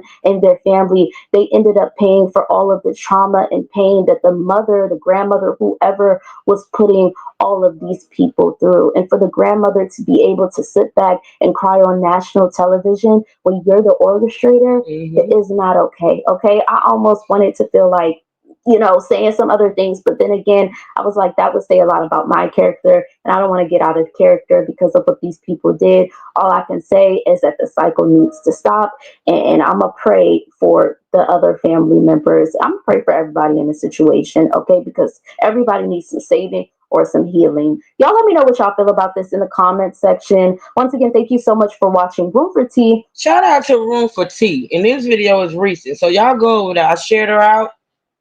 On my community while y'all go over there and support. I like her. I'm going to go and see if she got content on anything else I'm covering. Because when I tell you she broke that mama down, I couldn't have done it better myself, honey. Yes. I agree with every word she said. I do, y'all. I agree. Okay, so let me see what we at in time. We at almost 2. Tell you something at a light. I just got to say this word. This woman nailed it. Okay, Tanya, she did. But you listen. Put that phone down. Put that phone down and drive to your appointment, girl, and let us know later how everything went. But she did. She nailed it. She sure did. That's why I was glad I came across that video because, most people would want it. It's just human nature for people to, feel sorry for her. But I just don't. I don't feel sorry for any of the adults in the situation. My God, all my empathy, sympathy, and compassion is for the babies. It sound like he's showing in there fighting the air again, but hey, as long as he ain't hurt or nothing. I don't know what it is about today. My little in there just hollering out, screaming out loud. He in there fighting the air. Well, y'all have y'all fun. Y'all know what? My heart is broken because I looked at this paper. Not this paper. Damn, I'm looking at a piece of paper. I looked at my email from the school. Y'all know I get how the school send out alerts and messages and stuff like that. Well, I'm that grandparent that gets those too, because I can't depend on my daughter to keep me updated. Neither one of them. So I get all the stuff from the school saying. So school don't start Monday, it start Tuesday. Damn it. That's okay. That's okay. It's all right. One more day ain't gonna hurt. You know what I'm saying? Let me stop. Child, let me stop. Okay, so let's see what we're gonna listen to next. We got let's see. I think we're gonna listen to one more thing.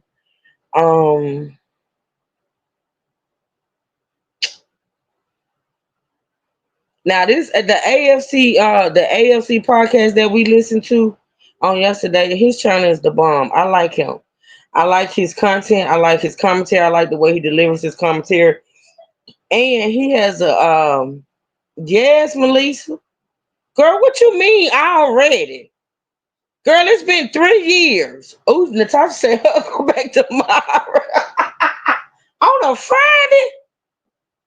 That's weird, Natasha. Now, why would they make them children go back to school on a Friday?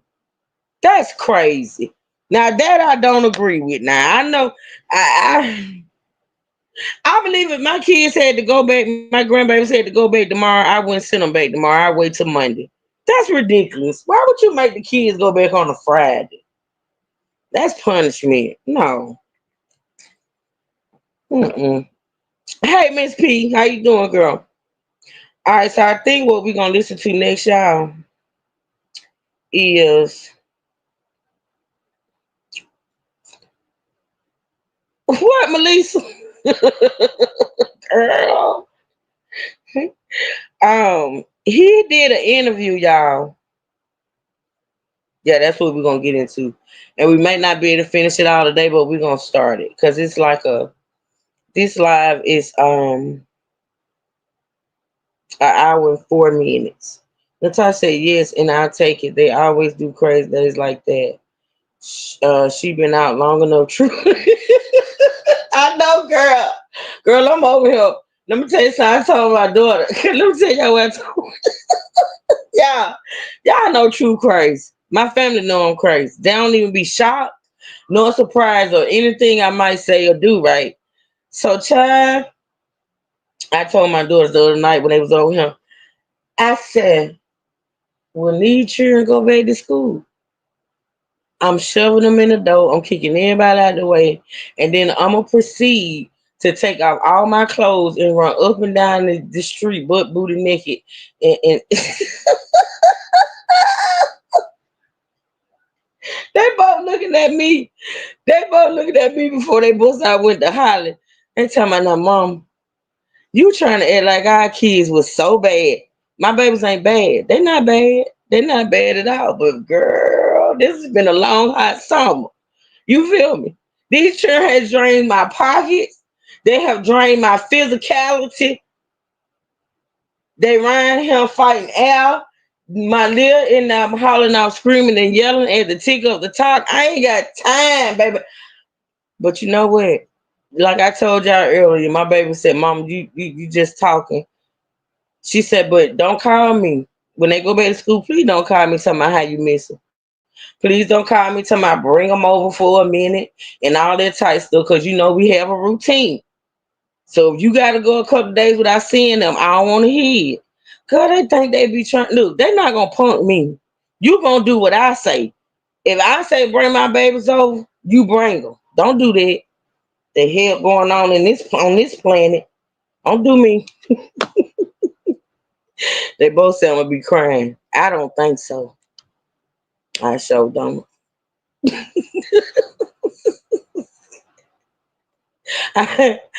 Oh shoot, my mom knows she be laughing at us. She just be sitting there listening. She just be laughing. She don't say nothing. She just laugh. I think she liked our relationship, the way we get along. That's what I think. Okay, y'all. So I'm gonna bring up like I say, this guy, the AFC. If I can get a mod, I know Fun had to step away. I'm gonna share it on my community wall anyway. The AFC podcast. He did an interview with the paternal grandparents, y'all, of one of the babies, because it turns out that the two babies did not have the same daddy, I think. So these are the paternal grandparents of one of the babies, and they did an interview, okay? And we're gonna listen to it and we're gonna react. So I'm gonna do the audio because I want every word heard, and I ain't got time to argue with StreamYard. Thank you. Hey Renee, girl, how you feeling today? Thank you so much, sweetheart. This here a damn shame. They mama need to be put to sleep. Girl, listen. Thank you, B Sugar. Thank y'all.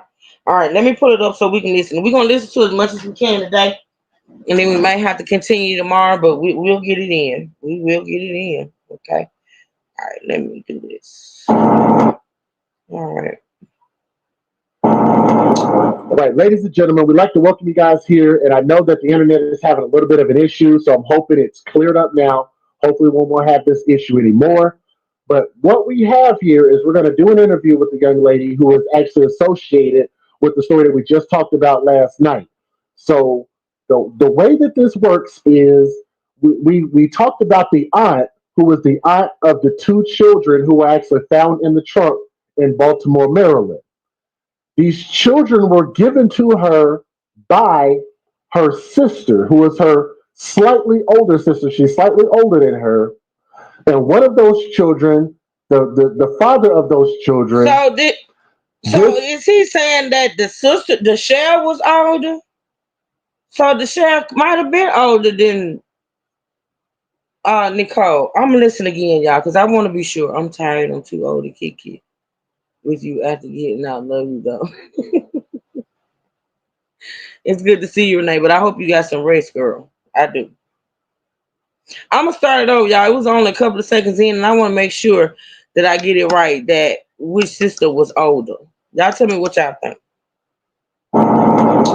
Right, ladies and gentlemen, we'd like to welcome you guys here. And I know that the internet is having a little bit of an issue, so I'm hoping it's cleared up now. Hopefully, we won't have this issue anymore. But what we have here is we're going to do an interview with the young lady who is actually associated with the story that we just talked about last night. So the way that this works is we talked about the aunt who was the aunt of the two children who were actually found in the trunk in Baltimore, Maryland. These children were given to her by her sister, who is her slightly older sister. She's slightly older than her. And one of those children. So the way he's saying it, if I understand correctly, the sheriff was older than Nicole. Okay. And that's a shame. You as the older sister giving your babies to your younger sister. But okay, great. And the father of those children, this is the mother and father to that man who is the father to one of those babies. I hope I said that right. Correct. Yes. That is a lot. That is a mouthful. But I'd like to not only thank y'all so much for your time and thank you for reaching out, but you want to kind of start us out, give us your names and kind of let us know where your stance is on this particular issue. My name is LaQuasia. I'm Lil Larry's grandmother. So this woman that's speaking up here, y'all see her on the screen. She's right here with this guy. She's the grandmother to the little boy, Larry. She's the grandmother to Larry, the 5-year-old. Okay. Let me make sure my phone there ain't came in. Okay. And this is his grandfather, Larry Senior. Dayshell's son is Larry Darnell O'Neill III. Our son is Larry Darnell O'Neill Jr., the father of Lil Larry. Okay, and then I gotta say y'all looking good. I really appreciate not only seeing a couple, a mother and a father together. Y'all know how rare that is to see that in 2021 now. Let me go see what's going on. I'll be right back, y'all.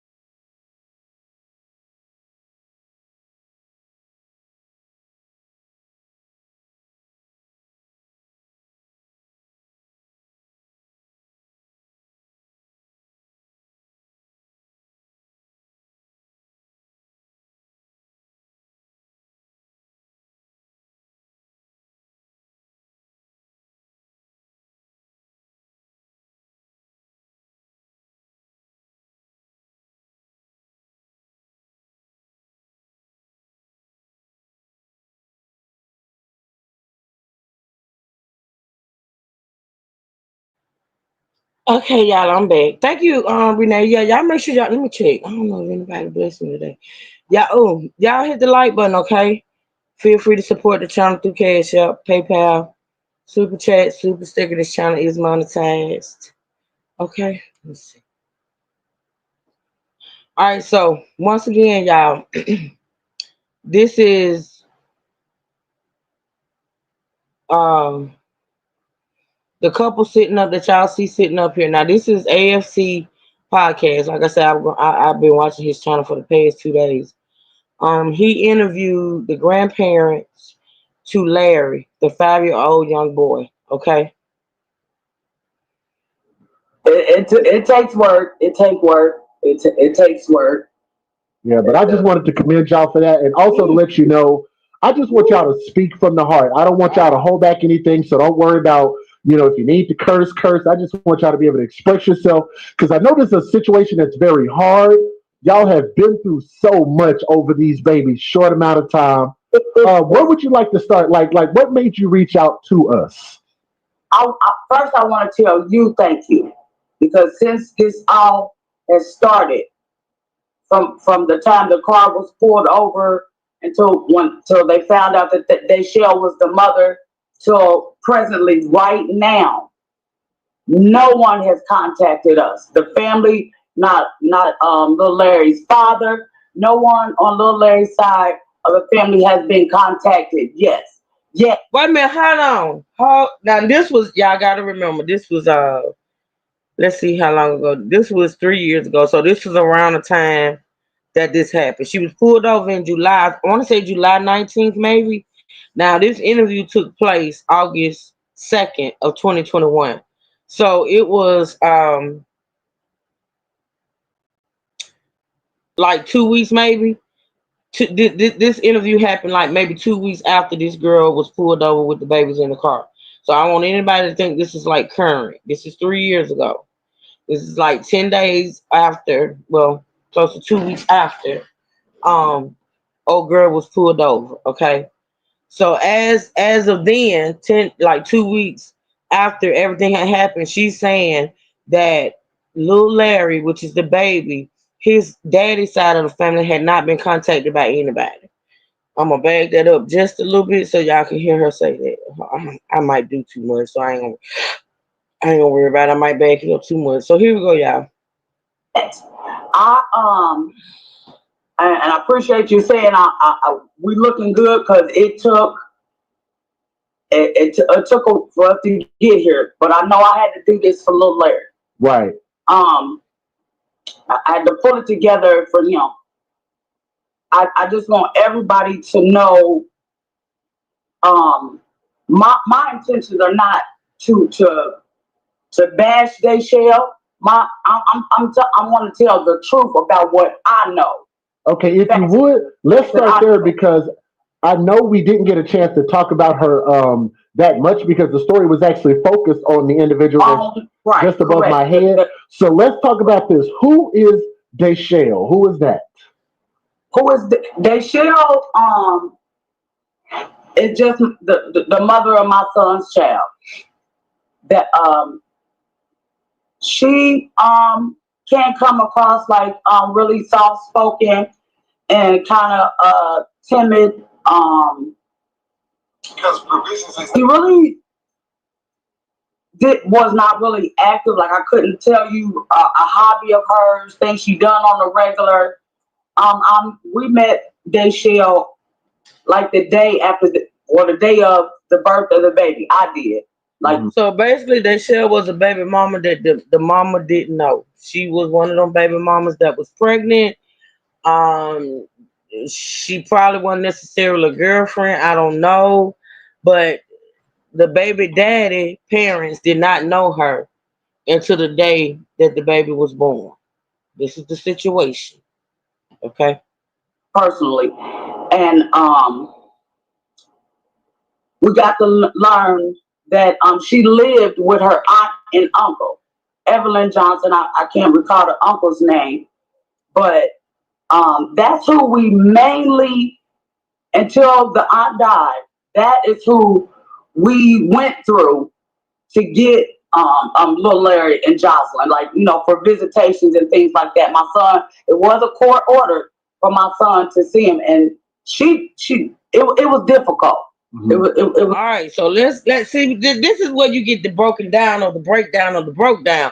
See, this is why I'm so glad I came across this. Y'all, these videos are 3 years old, but once I started looking into this, they started popping up. Oh, thank you, Renee. Truth, I need your string bean with potatoes because I don't have an appetite. Please, I got you, girl. I got you, Renee, girl.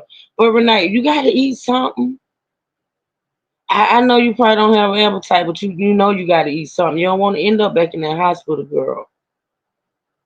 So do truth a favor. Now I'm gonna send you them beans, but you gotta eat. Okay? I appreciate the support. Thank you so much. I do. I love you, girl. So basically, what these grandparents are saying, y'all, is that Dayshell was living with the auntie and uncle, right? Okay, with the auntie and the uncle when little Larry was born, and they mostly went through. They went through the uncle and the auntie to see little Larry, and there was a court order in place for Larry Jr. to see little Larry, and from what she just said, they didn't only get little Larry, they got the little baby Josh, they got the 7-year-old, right?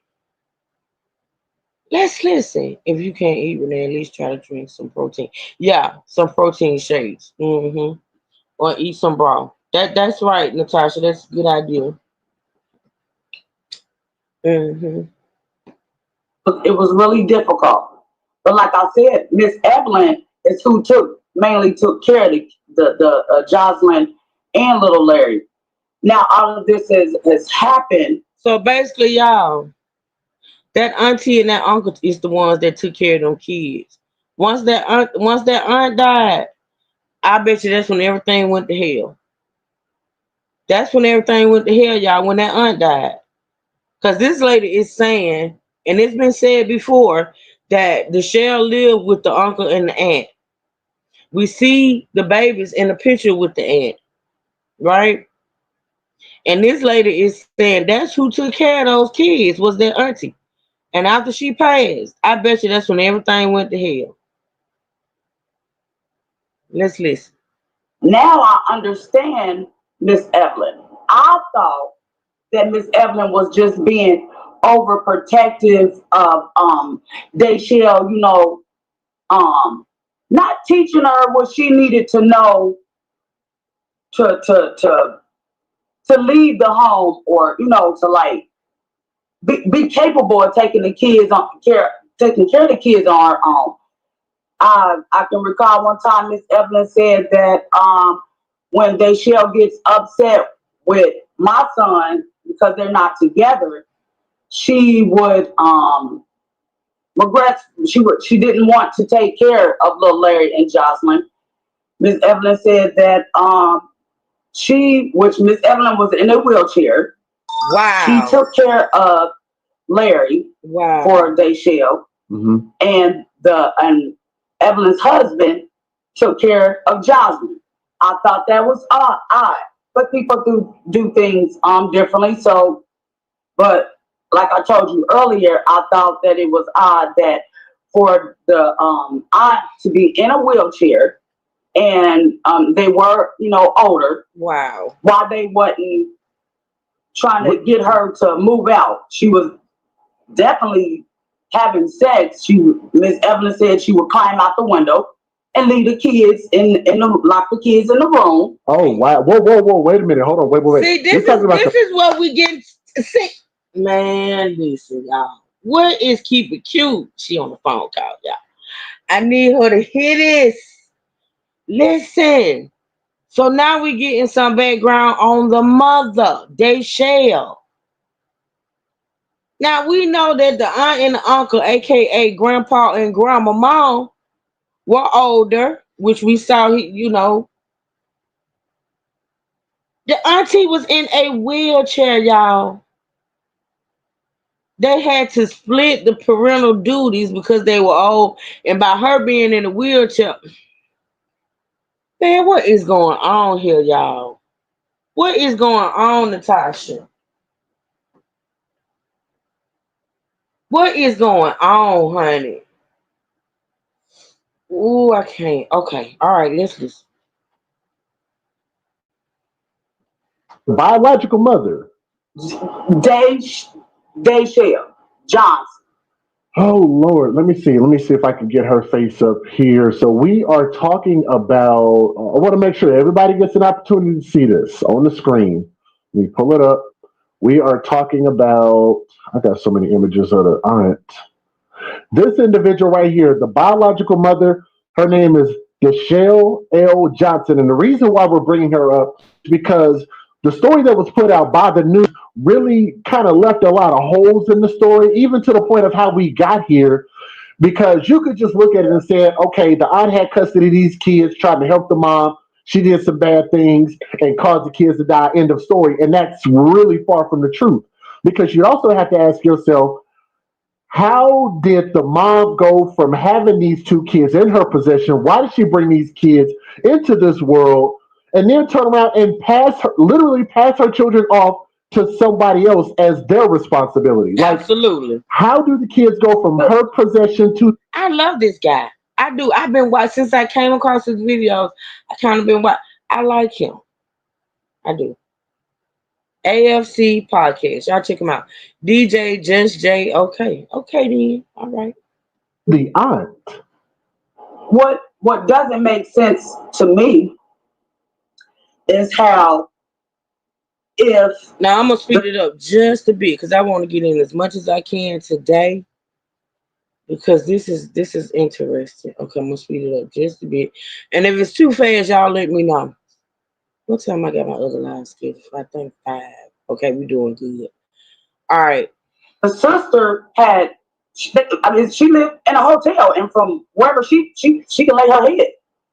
Why would Dayshell give the kids to the sister? Why not have the sister come to Dayshell's apartment and help her with the kids? Because one of the things that I talked about that actually upset people was I said that if a person has to live out of a hotel, they probably shouldn't be parents. They shouldn't have children in their possession. And look, believe it or not, I get, like, y'all probably understand totally where I'm coming from. I just think that's a common sense thing. If you can't afford to take care of yourself, how are you going to benefit children? Let alone the fact that most hotels actually have policies that prevent you from having a ton of people in your hotel room anyway. But knowing that this woman is already like not in the best financial position, and you, okay, so let me tell you. Let me say this, and this is what hurts me the most. Woo. I repeatedly try to get those kids for visits. My family is family oriented. Everybody who know me know I cook every Sunday. When the kids here, I'm doing arts and class with them. I got a pond in the back. I even got ducks. It's almost like a whole farm here. Mm-hmm. I've been trying to get those kids and or support her. Help her. In your opinion, why do you think the biological mother, because like I said, we're talking about 2 children, 2 different baby daddies, so that actually is confirmed. I mentioned that yesterday, but and it's so sad that I see these stories happen so often. I could actually draw a conclusion like that and end up being right. But y'all had been making yourselves available for her if she needed help. And I thought that, and I said, well, if she allowed us to take little Larry, we took Jocelyn too. Wow. We to make sure he was comfortable when he come. And we're not gonna take one child and leave the other one out. We're not gonna do that. And plus, I'm thinking we're gonna give the aunt and uncle a break. That she can get a little break. Get her some, free time. That little Larry's our flesh and blood. We wanted him. We wanted to be in his life. She knew this. Wow. To punish my son for not being with her. Do you have an idea? Do you have an idea about how old the biological mother is? I know she's in her 20s. I don't remember her age. She's 24. I believe she's 24. Okay, so she was 24 with a 7-year-old. That means she was a teenage mom. Wow. Okay, so she was younger. Dayshell was the younger. She was younger. Dayshell was 24 at the time, and they were saying that Nicole was 33. So Dayshell was younger, 24 years old. And if she had a 7-year-old at that time, she was a teenage mom, right? This gets sadder and sadder, y'all. I don't know about y'all, but for me, all right, let's listen. Y'all be sure to hit the like button, support the channel. Okay, I need to back this up a little bit. Okay. Miss Evelyn wouldn't let Dayshell take those children anywhere by herself. I'm going to say it again. Until now, I did not know. Miss Evelyn was trying to keep them kids safe from Dayshell. She sure was. When she would come to my house, mind you, the baby couldn't have been a month old. Who comes to the baby father's house and we waiting? His family, my mother. They were blessed to have a grandma and a great grandma. Right. We here waiting. She comes without a baby. Not with little Larry. What? Is that not odd? That's extremely odd. Oh, wait a minute. Hold on. So the baby of Mono, little Larry. We're talking about little Larry. Thank you, Lynn. Thank you, Renee. So little Larry Mono, they still supposed to be taking little Larry to go see his daddy's folks, which is this couple, and their family members, which is they are the grandparents. She's supposed to be bringing little Larry to see them, and she show up with no baby. See, wait.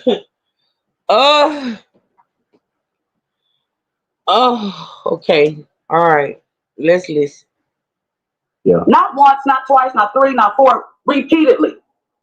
She came to see my son, but she didn't bring no kids.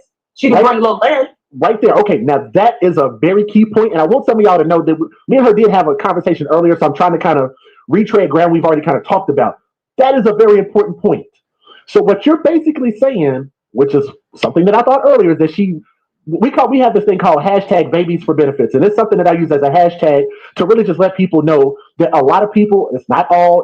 Didn't I tell Natasha? Now I said, and we don't know if this is not the case too again, but I said how this girl behaved when it came to her babies had something to do with a man. Now I was thinking she left the kids with her sister to go be with a man, which we still don't know if that's the case, but we do know that her not leaving the babies with the grandparents or the aunt and the grandparents or who was able and willing to take care of them was because of a man. It always has to do with a man. I despise women that use babies when it comes to a man. I think that is the lowest of the low. I don't like women that manipulate men with babies. I don't like women that have babies with a man because they feel like it's gonna keep the man. I don't respect women that when they get upset with the daddy, they keep the baby from the daddy. I don't respect the woman that abuses a baby because they mad with the daddy. None of that shit. None of it. And this is what this girl did. Cause she could have easily left them babies with this couple. She could have easily left. See, that's why I say her ass needs to be in jail too. I'm sorry. And I stand on that. And I'm not changing my mind. She needs charges too as well. Mothers, it's not all black mothers, it's not everybody, but a large number of these stories that I talk about, these people only deal with these children or have these children because they're collecting some type of benefits from them. They're using these kids. So it sounds like what you're saying is that instead of her bringing the kids by so y'all can have this family, have this sense of environment, love, care, support, all of the so-called support that you say that you needed, which was already available, what she did was she. I respect OG over there. I respect the granddad. Cause he don't do YouTube. He don't do social media. He don't want to talk on camera, but he right there with his woman. He might not say nothing the whole damn time, but he right there. He may be looking like, he don't know what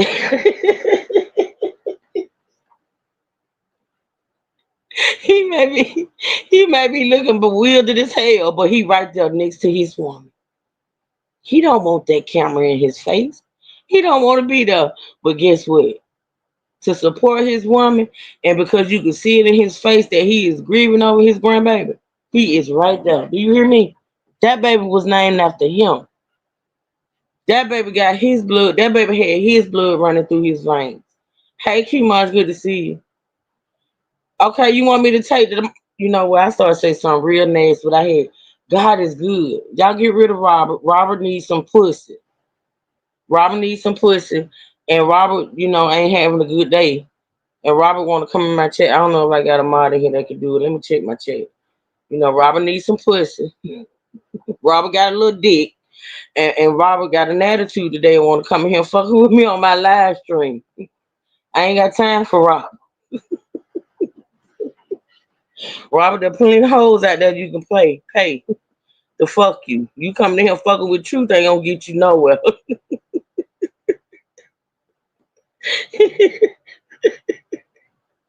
Simple minded ass bastard. Thank you, Renee.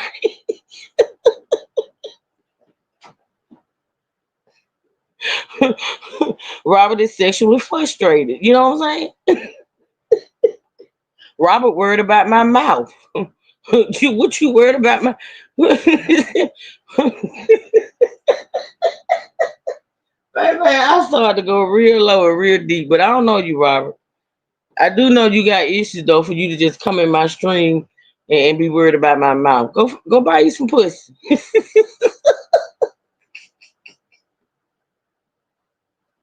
1-800 Adrian Stevens. Get you a good piece of cat. It might not be good cat, but it's some cat.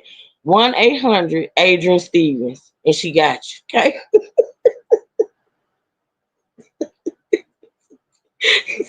The fuck?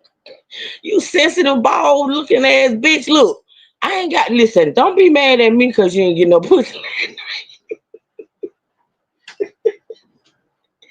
Don't get mad at truth. You ain't got nothing to do with it. You know what I'm saying? You people have so.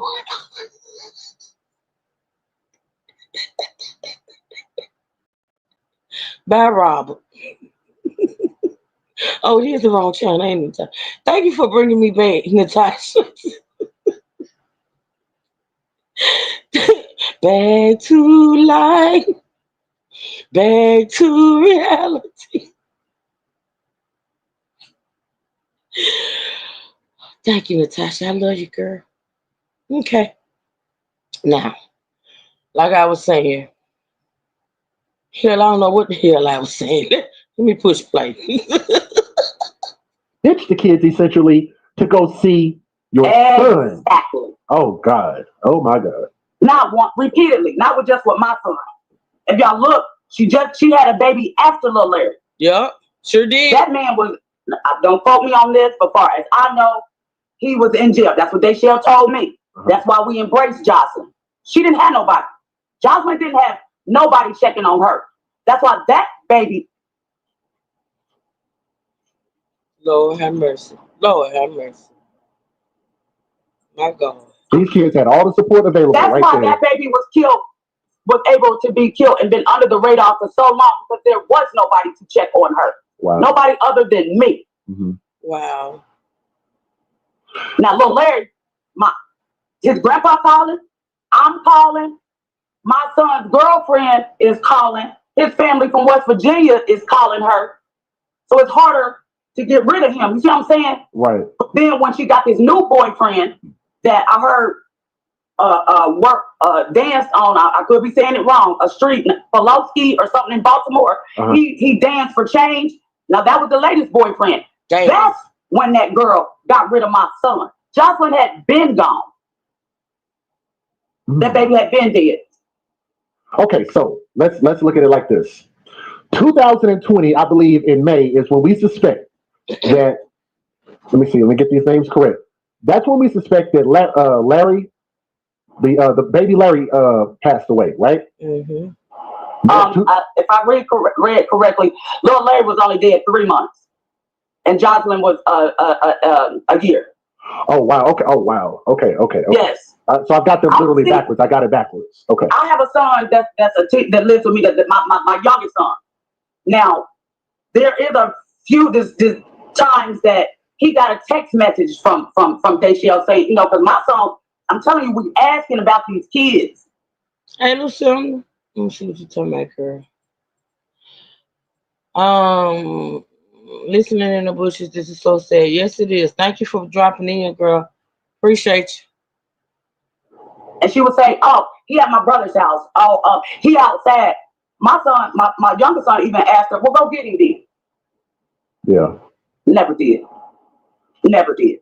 Okay, so basically, the baby girl disappeared and nobody said anything because the family hadn't been allowed to be involved. That actually makes a lot of sense. And who if the little girl's daddy is in jail or incarcerated, and none of that, his family was involved in her life ever, because who checking on her with Nobody. the corona, everything going around?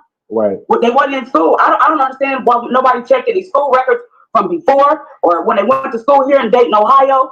I mean, there's a lot of stones unturned. Right, and people were saying that for the whole year for that baby to go. And so here's where maybe some people didn't understand where I was coming from, because I said this is actually a failure on Baltimore as a whole, and let me explain why. Because I live in Texas. According to your stories on your channel, DJ, I'm gonna call you DJ Just J. According to the stories on your channel, and according to some stories that I've come across, Baltimore ain't shit when it comes to kids. It's like Baltimore, the two cities I know, and I'm sure it's others. You know what I'm saying? I'm still collecting data, but Baltimore and Detroit don't give a fuck about kids. They don't. Baltimore and Detroit are shit when it comes to kids. Failures. I'm constantly giving Texas the L, but I gave Baltimore the L for this situation. So he said Texas too, so I need to look at some more video because he got a whole lot of content. His channel is a channel that I can literally binge watch. All of his videos and his lives is about these cases that you just get enthralled in. So he says it's Texas too. I'm gonna have to watch. Because I said, for all of the people that claim to knew this aunt and knew this mother, been around them, see these children, they've been seen before. Somebody knew that these kids are around. Next thing you know, you see one less kid, then you see no kids, and nobody said, like whether you were neighbors at the hotel, like nobody said anything at all. And that's part of where society has to step up and say, you know what, we got to do better. Because here's what I thought was so. Hold on, y'all.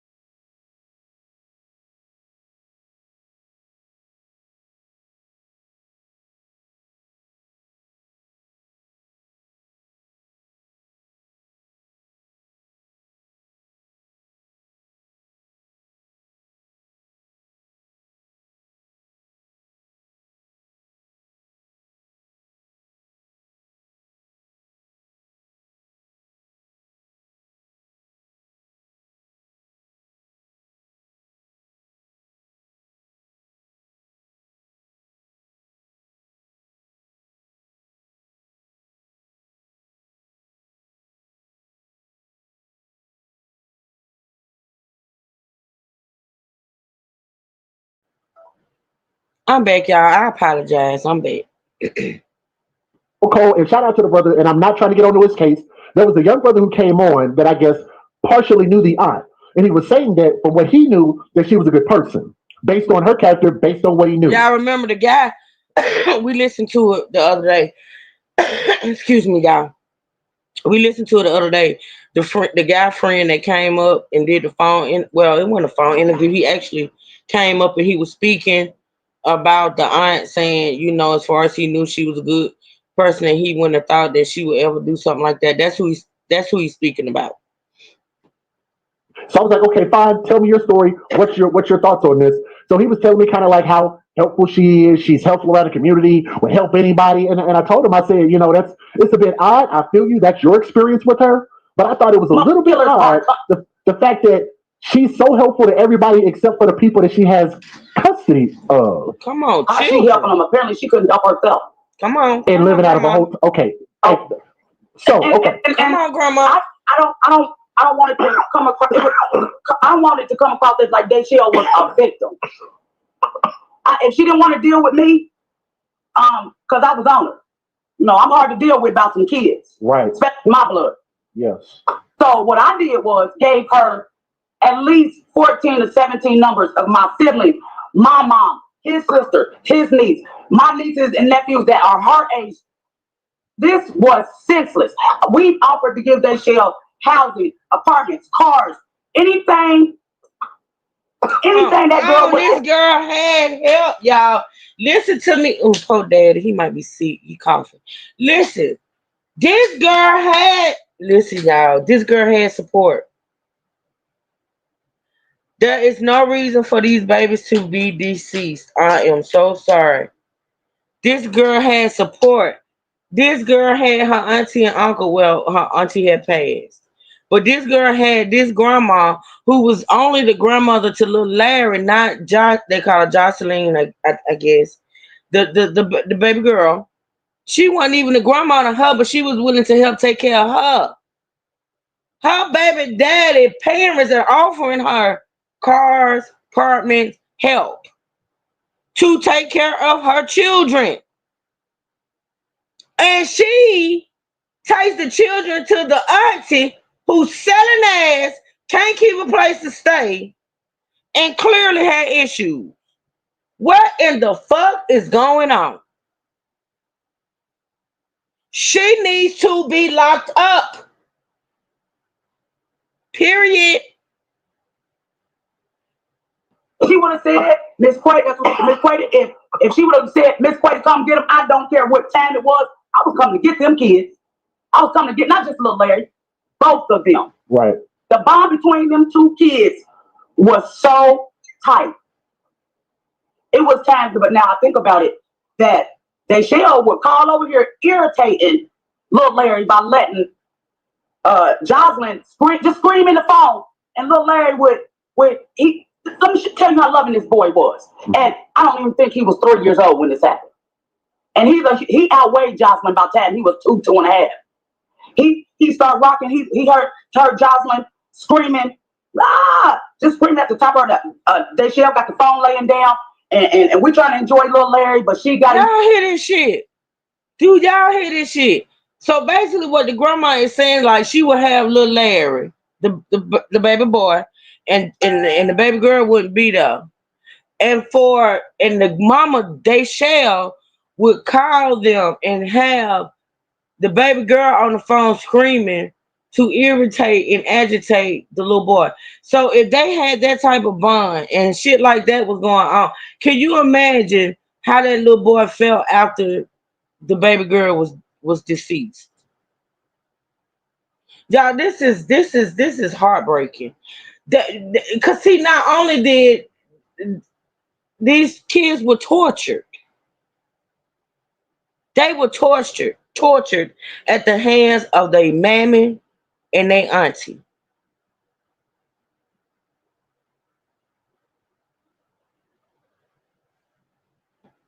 so upset. He rocking. He said, "No, I gotta go. I gotta go. My sister needs me. I gotta."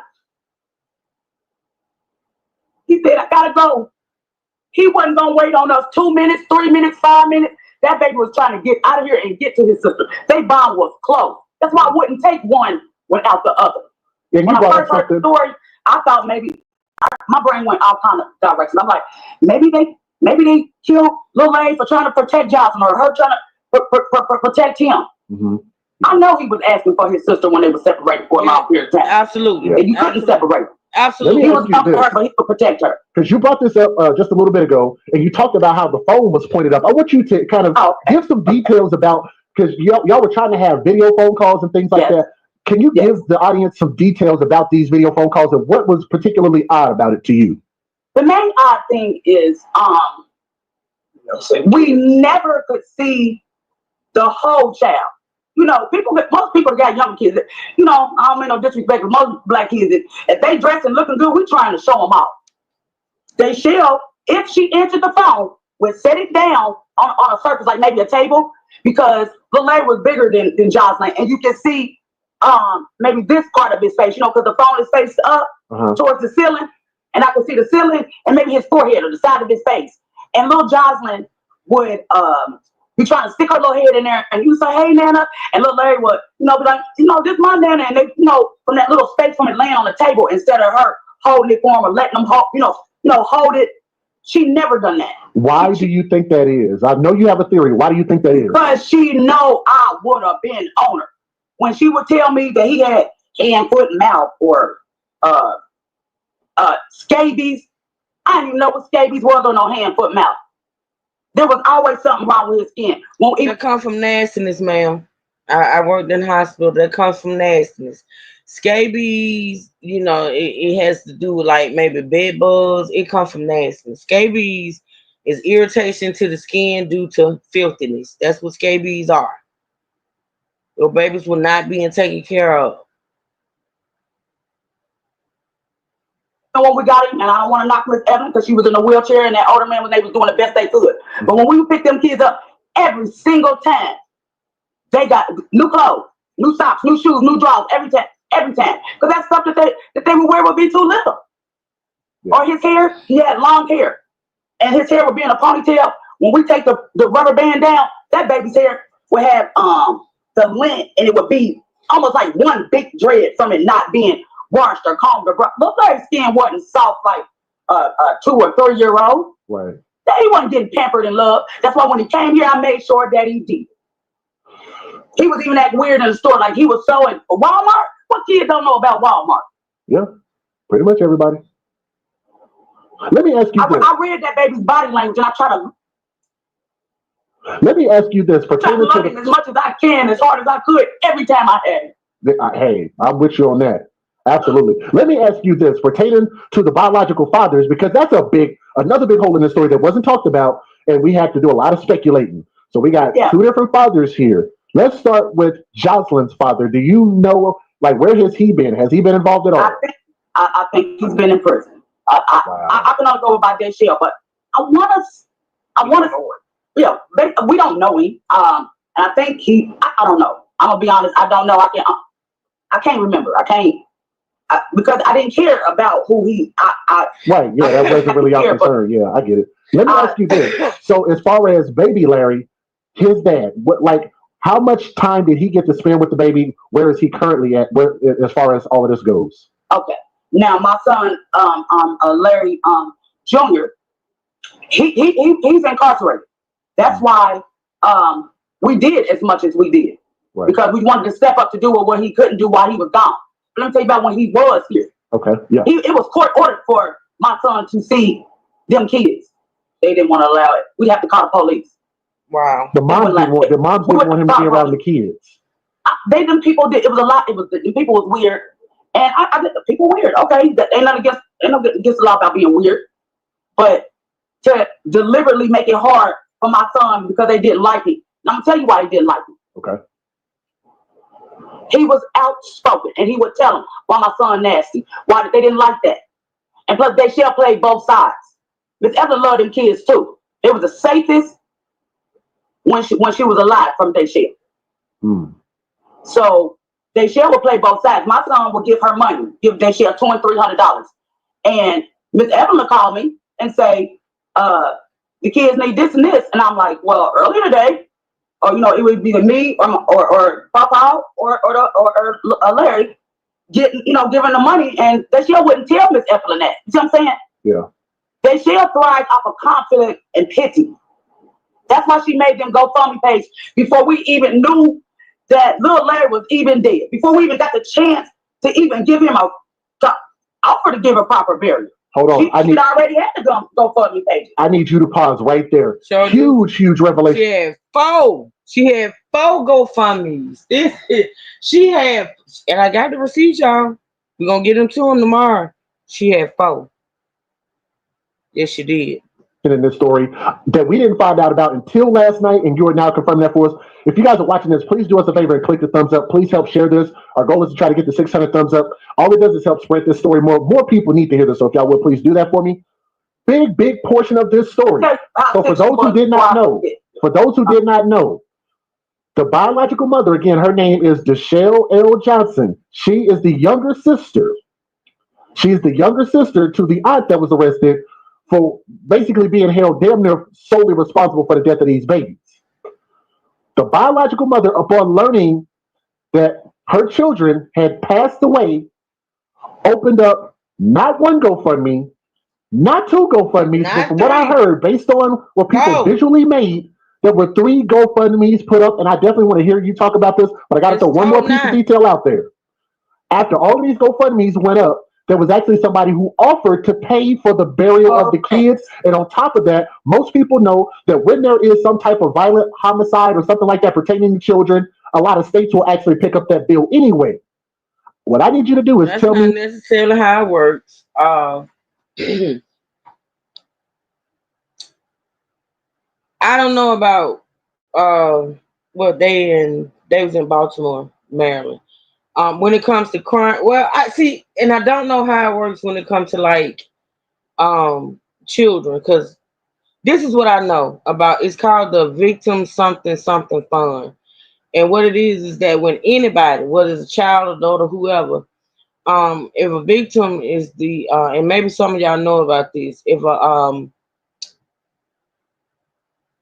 a victim is unalive due to violence, whether it be gun violence or whatever, due to them being unalive, there's a state fund that will reimburse you for your expenses. It don't even have to be unalive. It can be any type of crime. Say for instance, RAP, or it could be. It's called the victim. That's what it is, B Sugar. Thank you, and I'm sure you know about it because I do. Um, I just couldn't remember the name, but it's like if a person is a victim of a crime, there's a fund that will reimburse you, especially like with funerals and stuff like that. Even with like, let me give you. I don't want to give an example. If a crime is committed against a person, whether it be a child or an adult, there's a fund that will compensate you, the adult, because if it was a child, it got to be the parent that's compensated. Yes, be sure. They will the state will you pay the cost like for a funeral or for maybe doctor's visits or for maybe if a parent had to take out work because one of their children were violent, anything that has to do with that crime that was committed against that person. The state, there's a fund that the state will refund your expenses. Like for instance, you have a loved one that's gunned down, that's murdered, and you have the funeral. You may miss days at work. You got to pay for the funeral. You may miss days at work. You may go through a financial hardship due to what happened to your loved one. So what happens is they take everything that you, as far as money, monetarily, everything that you lost. Say for instance, like say the cost of the funeral, the days missed at work, all of those things they add up, and they will reimburse you. Yeah, medical costs, lost income, and come on, all that. They would, but you have to they don't pay it like right then and there. You have to pay it, and you are reimbursed. But it exists. They don't just outright pay for stuff. But it's a thing to know about and a thing to utilize. Like if you ever go through something, because it's a real thing. And what they do is like for instance, if you had a family member that was unalive and the person is caught and the person is convicted, that money that you lost due to that crime, they put it on the person that did it. They don't always get paid by that person, but that be part of their sentencing. Like they are supposed to pay that money back to the state. You have to apply for it, absolutely. And there's a time limit. You have to apply for it within, I think, maybe a year or something like that. You have to apply for it within a certain amount of time in order for you to be considered for it. But it's a real thing. It is. How did you find out about those GoFundMe's? What do you know about that, or even the That's amount? how I found out about my grandson's death by seeing the GoFundMe. Oh my goodness. This woman said Oh, she found okay. out about her baby, her grandbaby being passed away by seeing a GoFund. Can y'all hear what this is sick? Like this is some sick shit. And I'm glad because I started not to do another live on this, and I'm glad I did because I had a lot of questions about this mother.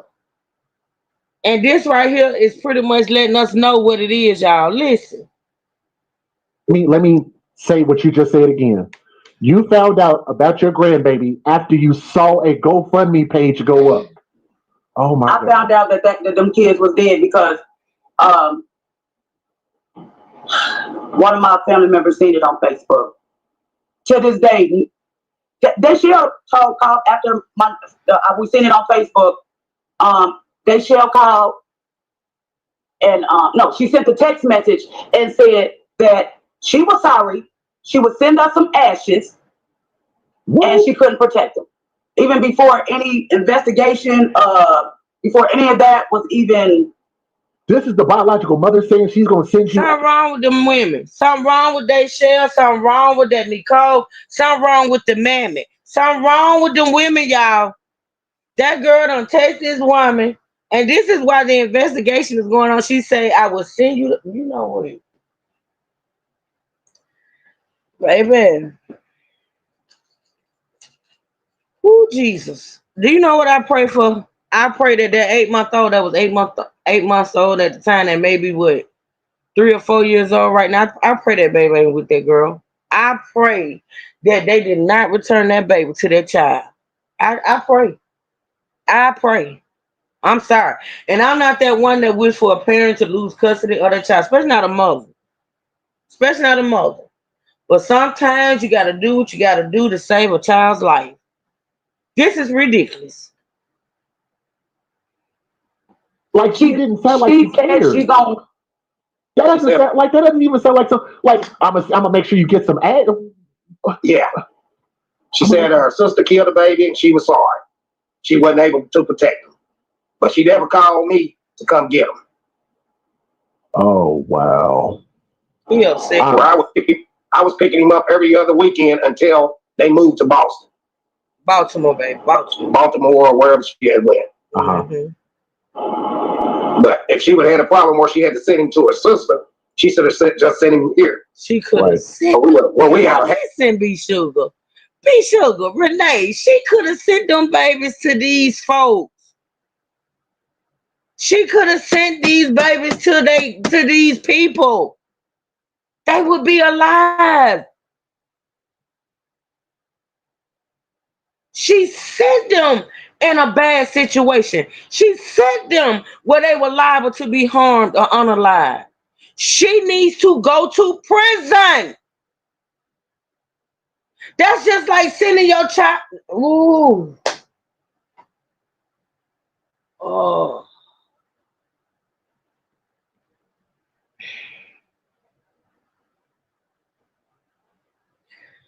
I don't understand why she wasn't charged with anything, because in my eyes, from what I know about the law, that's neglect. That's abandonment.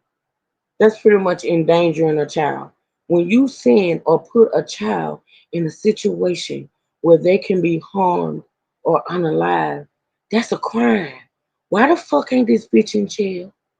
Why didn't she get charged? I don't understand. Baltimore ain't shit. I don't get it. I don't understand. And maybe she was charged with something. Truth, calm down, slow down. Do your research. Find out if she was charged with anything. Because Lord knows she was needed to be charged with something. House is paid for. Because y'all already been made yourselves available to help out. Yes. Especially on behalf of your son. Yes. I take pride in being a grandma. I do. I'm gonna keep them safe. I was safe in my grandmother's house. That's what I learned. That's where you eat good and be safe, and granny house. Yes. Granny house.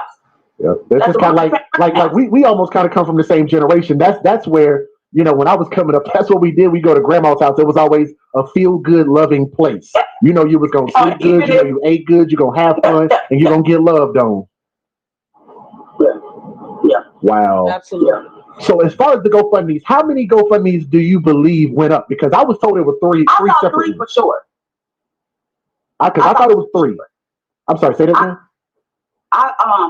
After I found out about the deaths and things, I couldn't sleep. I started looking, and I just, the more details that I heard and saw, it took me today to be able to actually speak the words to say it. Even 24 hours after I knew, I couldn't. This is the worst thing I've. It don't even feel real. It can't even. Like this can't be something that's happening in our life. I can't even put it in the words. I can't even. It was senseless. Yeah. Let's just say that she didn't participate in the death of them.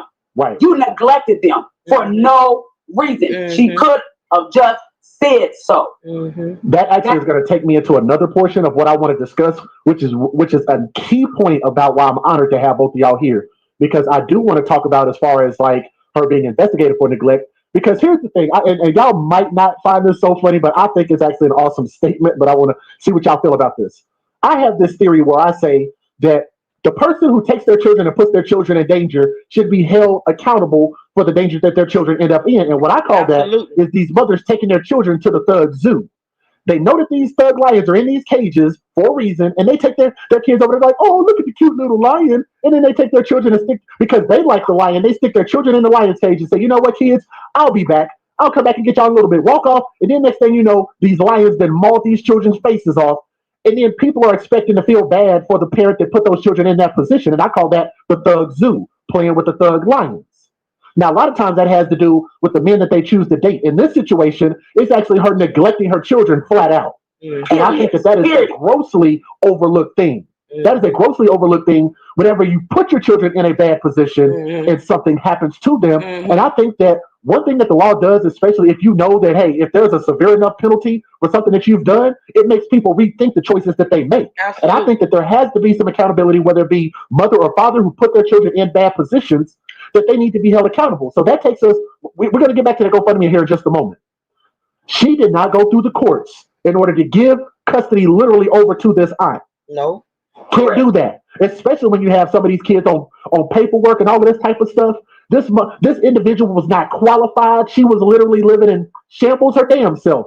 And Qualified. you push your children off, not only pushing your children off, but for the reasons. I think the reasons actually do matter. Let me give you a perfect example. You guys have heard about hate crimes, right? Yeah. Right. Crimes are crimes. Death is death. But they throw a little bit of extra season, a little bit extra spice on there when they find out what your motive, what your reason was. See what I'm saying? That's the difference between somebody getting charged with a crime and a hate crime. Here's the reason why I bring that up. Because if her intention was for her to go lay up under some new man, go play fancy for some other man, I think that's the spice and the key ingredient that makes this just a hell of a lot worse.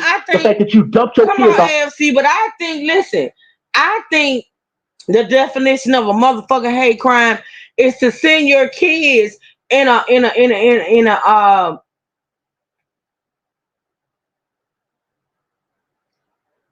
dangerous situation when you could have sent your kids. First of all, you should have been taking care of your own damn kids. Let's just say that. You should have been you don't have kids to put them off on somebody else. But if you got to get rid of the kids, I say if you choose to put your kids in a dangerous situation, and let's be clear, if your sister was living in and out of hotels selling pussy, that's dangerous. Because if she's selling pussy out of the hotel room and your children right there, what else is that other than dangerous? So I say a hate crime is a mother sending her kids to live with a sister who is participating in illegal activities, putting the kids in danger. I see that as a hate crime. You had to hate your kids to put your kids in a situation such as that. I say that's a hate crime. AFC. What's your name? DJ Just JOK. To me, that's a hate crime. Just any freaking where you wasn't going to have any accountability for you to go get you some sexual pleasure elsewhere. I think that's disgusting. I think this is disgusting. Who rides around with a kid in the trunk of their car for a whole year? Oh, Lord. Brother, we have to talk about that. Come on, Pop. And the guy that we actually talked to last night, he's in the live chat right now. Shout out to him. I got to call this out because I called it out last night when he said that the aunt gave him a ride and she came up with excuses for the smell in the car. And I was just like, Lord bless this brother. Like, I know he probably means well, but I'm just like, death has a human death has a very distinctive scent to it. It is unmistakable. It's not. I've smelled dead pigs before. Like, they had this thing way up in Guyman, Oklahoma called the Pig Farm. I had to drive to that goddamn place. I hated that place because they used to have a route that used to take me up there. I used to have to deliver supplies. That is an unmistakable smell, but it ain't like human death. It's very different. Very different. And I said to myself, I was like, that's scary, the fact that, she had this one baby in there for at least a year. Smell emanating from this car. And this is why I said Baltimore takes an L for this. Another reason, because I'm just like, how can you be around this car, be around this woman? That smell will hit you, and you don't even bother to say, hey, Baltimore police, y'all might want to come over here and at least check this smell out. Because I'm just saying, it smells a whole lot of wrong over here. Can y'all at least come check this out? And in 10 months, nobody said anything at all. That's freaky to me. Crazy. Right. And you riding in the car with it? And then she got to be crazy. And then she put him in there with the other one. Crazy. I couldn't make any sense of it. And I just say, man, it's just, for some people, there's just a special place in hell next to Satan for them. And that's supposed to be a good person. He said she's a good person. And that's also another thing that scares me, because where's our discernment? I learned that word discernment, going through the Christian camp I used to be in. And discernment is really using your spiritual, physical senses to be able to really, truly understand the essence of something. And discernment couldn't tell people this is not a good person. And me and your wife talked about this. You can look this aunt in the eyes and tell that she ain't all there. This girl is a couple tacos short of a combination plate. This girl wouldn't win a race against a turtle. AFC, you being a big bag. Now, before you, I'm sorry. I gotta listen, y'all. I gotta lighten it up. This is deep. So AFC, you being a big bag. When you say that girl is a taco short of a combo, now that's big bag behavior. You can't. I ain't never heard that shit before in my life. She's a taco short from being a combo plate. Damn. Renee said you have to be evil and mentally out to ride around with the C-spot. Yeah, you do. She's not right, y'all. She's not right. She's definitely not right. She not Melissa girl. That was I ain't never heard that one. AFC. I don't know why I won't keep calling you that. That's the name of the channel. DJ Just J. Okay, that's big bag. You showing big bag. That's okay though. Big bags are in. You know that? She looks slow. Boss said, hey, boss. Boss said exactly she was disturbing. She has some mental issues going on. You can't tell me that mother didn't know she was crazy. She know her sister went all there. Just like the mama knew that neither one of her daughters was all there. They all knew each other. That's how come they had their fight. Okay? She knew her sister wasn't shit. She knew how her sister was living, if nothing else. And for her to have the option to send those babies with this couple, you know what I'm saying? Where they would be safe and taken care of. She's a sick bitch, and I mean it, and I said it.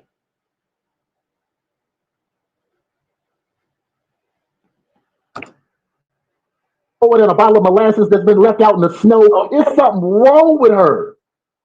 She ain't all there. You can tell something wrong with her. They still knew something was wrong with her. That's why she gave them to him. She knew. She knew. And if she didn't, she's still wrong. She neglected them. They starved them. And beat them. Oh, dang it. It's so much we need to talk about. The starving, the beating, the spanking, because I'm totally against people spanking. And like I said, I come from the old school. I come from a generation of black folks that, I mean, that's just in the South, that's just what it was. Everybody was allowed to spank you. Pastors were, aunties, uncles, anybody who knew you. If you wasn't doing right, if you wasn't walking a straight line, everybody had access to put that leather on your ass. Yeah. That's it. We believed it was okay, and we believed it was out of love. And I've taught people because I'm like, I think in order for you to teach, you have to understand both perspectives in order to properly teach a message. So I tell people, not only do I come from that generation, but here's also what I've learned by raising kids a completely different way. It is not the quote unquote white way to not spank your kids and spare the rod. And I always tell people this very important thing. If you can't teach a child without being physical with them, I don't think people are suitable to be parents. Because teaching a child starts in the mind and in the heart. It has nothing to do with physicality. Because all a person learns from being physical is fear, not respect. And a lot of times we get that confused and we think, oh yeah, I respect. No, you fear. You hear people talk about how they scared of a 5'2" mama. What's she gonna do to me? You're not physically scared of her. That's more of a mental block. That's fear. That's not ruled by respect because that's illogical. Because logically, you could overpower this individual. And it's just kind of like, it's the easy way out. You know what? I'm going to just beat this 2 or 3 year old up. That's what I'm going to do. But why can't you do that to your wife? He couldn't have been. Why can't you do that? Why your husband getting out of line? You can't just go tell your husband to bend over and put him over a chair. So if you can't do that to your girlfriend or boyfriend or husband or wife, how can you be allowed to do that to somebody that's a quarter of your size who can't do anything to stop you from doing it?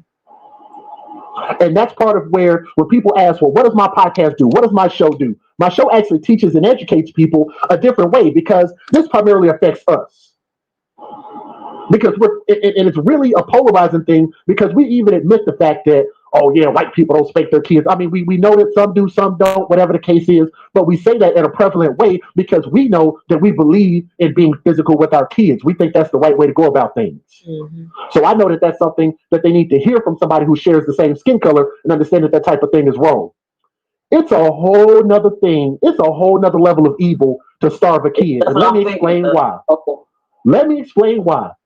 Them kids can't go work. They can't Come go on. get a job and go earn money for 2 3 weeks and go buy them some food. They can't drive themselves to the store. They can't get online and go apply for food stamps or anything like that. Come on. Those children are completely dependent on us for each and everything that they get. That is a special level of evil for a person to starve a kid. And based on what we understood from Oh, thank you, Renee. I appreciate that. Okay, let me check, baby. Thank you so much. Y'all listen, y'all know I'm supposed to be out here. Y'all know I said not over 3 hours, but I can't. I can't. It's at the 42-minute mark. And it's an hour and 4 minutes. I gotta finish it, y'all. I am too involved in engulfed, invested. I gotta hear the rest of these. I'm sorry. Let me see. See. Yes, it's a whole northern evil to starve a child. Girl, how can you? Like, how can you? I don't know. I don't understand it because me, myself, I was just fussing about my grocery bill earlier. I was bitching and complaining because my grocery bill done went the fuck up during this summer because my grandbaby's been here. But I do it over and over and over and over again because one thing I'm gonna make sure of, they're gonna eat. I don't like kids to be hungry. My girls fuss at me. They do. They fuss at me because they say that my children has access, easy access. Well, my grandbabies. I just let them do whatever. Now, don't get it twisted. I don't let them overdo nothing. Too much of anything is not good for you. I know what I make them eat. They 2 meals a day, three if they spend the night. Um, they do have snacks. They gonna have their snacks. I'm careful about what I buy and things of that nature. Be safe, Natasha. But ain't now one of mine gonna be walking around here hungry. Now, people, grown ups should, if you know your children or your grandchildren, know when if a child is hungry or just being greedy. I can tell with my babies. I know with my babies cause see, a lot of time kids want stuff just cause they know it's there, right? Especially snacks, right? When it comes to snacks and things that they like, cause you buy what they like, right? So they could be a little, they could be a little. I call it long eyed. They could be a little long eyed when they know granted don't restock the pantry and now my favorites are in there and I just want to eat till I can't eat no more. I know the difference between them being long eyed and being home.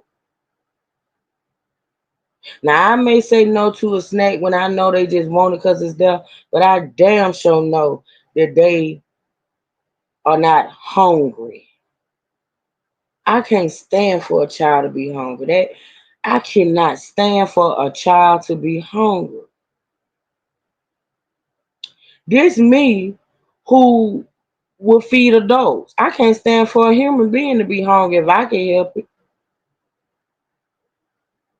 I cook too much food and give away food because I don't know how to proportion my food. I'm so used to cooking for a large amount of people. I don't know how to cook for just me or just me and the grandbabies or just me and my daughters. I overcook. I call my friend. I call my parents. I call my brother. I call everybody I know to come get a plate. Cause I will feed you. People feed dogs, bitch. People feed dogs and cats. So you mean to tell me you gonna starve a baby?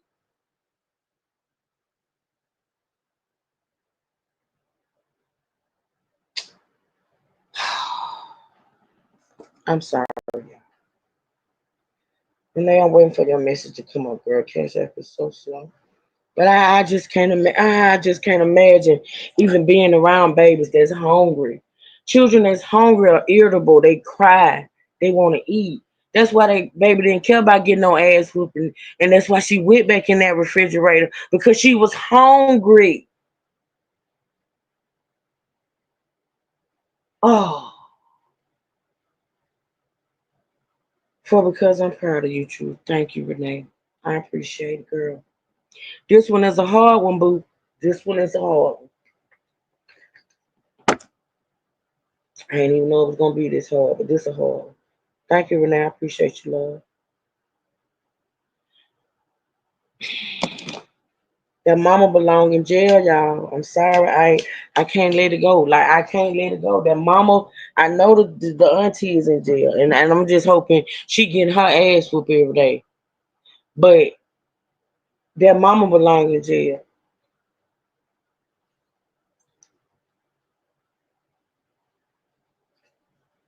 She do. She knew that situation. She knew what situation she was sending those babies into. She knew it. The initial reports, the children at their ages were severely underweight. If you took their weights and put them together, added them together, their weight still wouldn't even be the weight of a typical kid their age combined. And they starved them. The spanking part is new. Yeah, so that's new information that you just gave me. I didn't know about that part. So I would have to assume that the mom didn't give a crap, but she probably spanked the kids. I'm assuming the aunt did too. To be honest, I don't see they shell doing the physical hitting them kids. I can't say those kids. Whenever I ever had them, and I never seen Miss Evelyn ever hit them kids. It wasn't necessary. Right. They were quiet kids. They wasn't rowdy or aggressive or smart alecky. Those were some well-mannered, loving kids. Yeah. They had 50 million questions. They were bright. They were brilliant. Jocelyn was really intelligent. She was smart. She was helpful. She was Swedish. She was sweet. She can be. Mm-hmm. She was. So let me ask you this, Deshelle. Let me get her name up here again. Deshelle L. Johnson. Do you guys have any idea where she's at now? Like, is she just running around free as a bird? Know where she at. We never seen her since she left Dayton. Oh, wow. But let me say this. She sent an address, and the same address that she gave me, because I was talking to her trying to get information about where she lived at and, arranging for this funeral that she was talking about. And she said, send it to this address. So I Googled, use Google Maps and search the address, okay? Because I was on my way to Baltimore. I want answers because too much time it went by. She gave that exact same address to a reporter, and the reporters went there, and those people said they don't know her, and she has never lived there. So why would she lie to me? If we coming down there to what she thought to embrace her and help her, consult her, and help with funeral arrangements and stuff, for the funeral and stuff, why would she tell us the wrong address? Right. Same reason why she is the way that girl just is the way she is.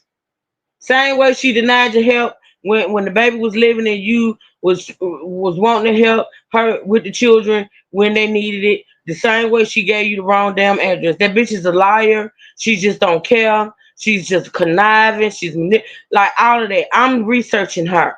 Yeah, I am. I'm gonna research her. Putting it out there. Basically been ducking all this literally this entire time. Just so she would be held accountable for raising these children properly, because her intention was never to have these children. What's even more crazy about this is we talk about babies for benefits. She only had these children literally just to try to hold on to a man, is what it sounds like. She's so dingy. She don't. Thank you, Bishop. She didn't have no responsibility. We had her, the auntie and uncle, until they dad had her. She wasn't allowed to take them anywhere, not to a store, not to a park, not to her friend. I've never heard her say, "Well, me and the kids went over my aunt, my friend's house," or not even another family member's house. Not even. She's never been anywhere with. Thank you, maybe. Never. Let me ask you this. Let me ask you this. I died, and then she briefly had her apartment, but we never ever were allowed in that. We stood in front. She came out, and let me tell you this: we wouldn't even say how trifling she looked when we would pick little Larry on the west side of town, across the street from a truck stop at a hotel. They shelled and some older man come out, and little Larry would see Papa's car and just be glowing and happy. You know, he's looking for him and almost running away from Dayshell to get in the car. Like, right. We try to create less conflict with her as we could to get as much as we could. Yeah, I've seen that in real life. You cater to her. You cater to her. You cater to her. You kept your mouth closed. That's sometimes what grandparents have to do, especially grandparents that's dealing with a baby mama. See, everybody that knows in this chat that has dealt with this, okay, so you got grandbabies, right? You got daughters and you got sons.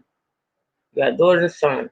So with the daughters, of course, those kids are always around. Those grandbabies are always around, because those are your daughters. Those are your daughter's kids, and it's a different dynamic when it comes to your son's kids because their mother has them around their folks. You get what I'm saying? So it is very important, even when your son has a trifling baby mama.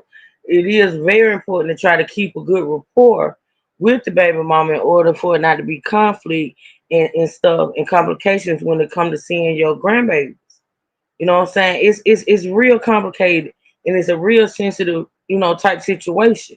So I get what she's saying, in order for her to maintain contact with this crazy bitch and for her to see the kids, she had to keep her, you know, keep keep a level head and keep a, hold her tongue sometimes and things of that nature in order not to cause no ripples. Because the girl clearly would take the kids away from her. You know what I'm saying? Yeah, thank y'all for the likes. Thank you, Renee. Yeah, it's just it is what it is. So I totally agree. I totally understand what she's talking about. With the kids, we did our best to. And let me say this, and I hope this stands as just a tidbit of encouragement to you guys, because I always tell people the failure is never on CPS, the failure is never on the government, the failure is never on police, the failure is not on aunts and uncles, grandparents. The failure starts at the biological mother and biological father, and that's where we have to really start creating very, very strong ties and encouraging that mindset to be much better before we even start making children, because it is such a tough thing to raise children. And the fact that you guys can stand strong and know that you can sleep at night, y'all did all y'all could. You gave it 130, 150% effort. Sure did. Putting in and trying to not only find one kid, but both kids. Sure did. And you gave it everything. They did far and beyond because they embraced that little girl just like they embraced that little boy because they knew she ain't had nobody. They did. They did what they were supposed to do. Now, these grandparents did it. They tried. Now, that mama, I don't know about that. But them grandparents right there, they tried. Could, and I think that's a beautiful thing to know that, you know what, I've done my part. That's something you can definitely rest on that for sure. Let me ask you this, because I definitely believe in justice. I believe in justice not only for these children, but to the dozens, if not probably hundreds, maybe even a thousand at this point. I can't tell you how many stories I've done. A lot. As far as for justice in this situation, I don't think we need to just stop at the aunt. I don't think justice should stop there. I think justice should also be followed up with the mom getting some charges. How do y'all? I agree, DJ Just Okay. What DJ? What Just Jay? I totally agree. I totally agree with you. Feel about the mom potentially getting some neglect charges? Yes, definitely. I also want to point out that Evelyn's husband had called Baltimore police and CPS for welfare checks on those kids. He did. Okay. I even told another reporter. All these people calling calling these people, and these babies still on the live. So not only did the girl's mama call CPS, the auntie, uncle, the one that the baby saw his granddaddy, he called him too, y'all. Listen. Somebody needs to find him. I know he's older, and I did hear he was sick, but to get so they can hear what she was like in their home. I only got what looking from the outside looking in, and what Dayshell told me and what Miss Evelyn told me, that man was there with Dayshell. He can vouch for the kicking in of the door because the kids are left in the room or whatever. And that he took care of Dayshell while the auntie took care of Lil Larry. Okay. So let me ask you this, because actually, I want to go right back to that GoFundMe real quick, because from what I heard, the amount that the biological mother, Dachelle L. Johnson, and her name is spelled Dachellel Johnson, spelled traditionally, the total amount of GoFundMe's ended up adding up to about, I think he said about 50. Candy corn, eat some. Is that Candy? I thought Candy was a mod over here. I gotta check my mod list. Does Candy need to be a mod? Renee is a mod. Natasha is a mod. I might make. I gotta check my mod. Be sure. I gotta check my mod list. But I could have swore Candy was a mod. I need to know that's Candy though. I thought has Candy been a mod in this chat, y'all? Candy, is that you? Girl, write me if that's you. That's so true. She's supposed to be a mod. Hold on, let me go to my Candy. You ain't been a mod in this chat, girl. I just paid attention. Hold on.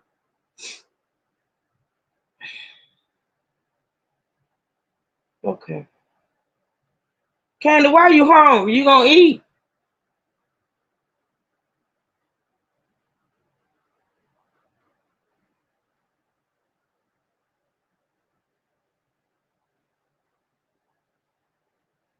Okay. Type again, Candy. I just recognize it. About $50,000+ or so.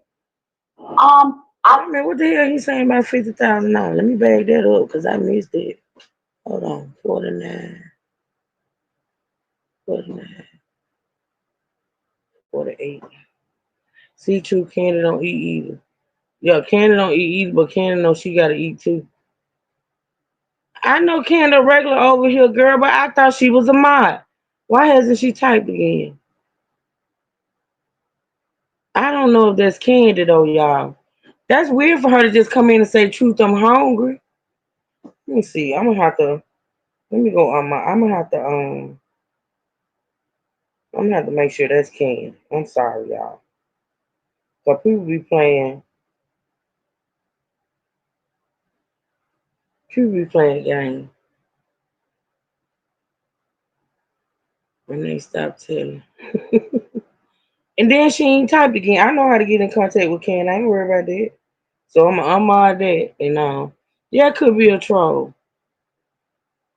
First of all, Candy don't just come in the chat saying something. You checked it out.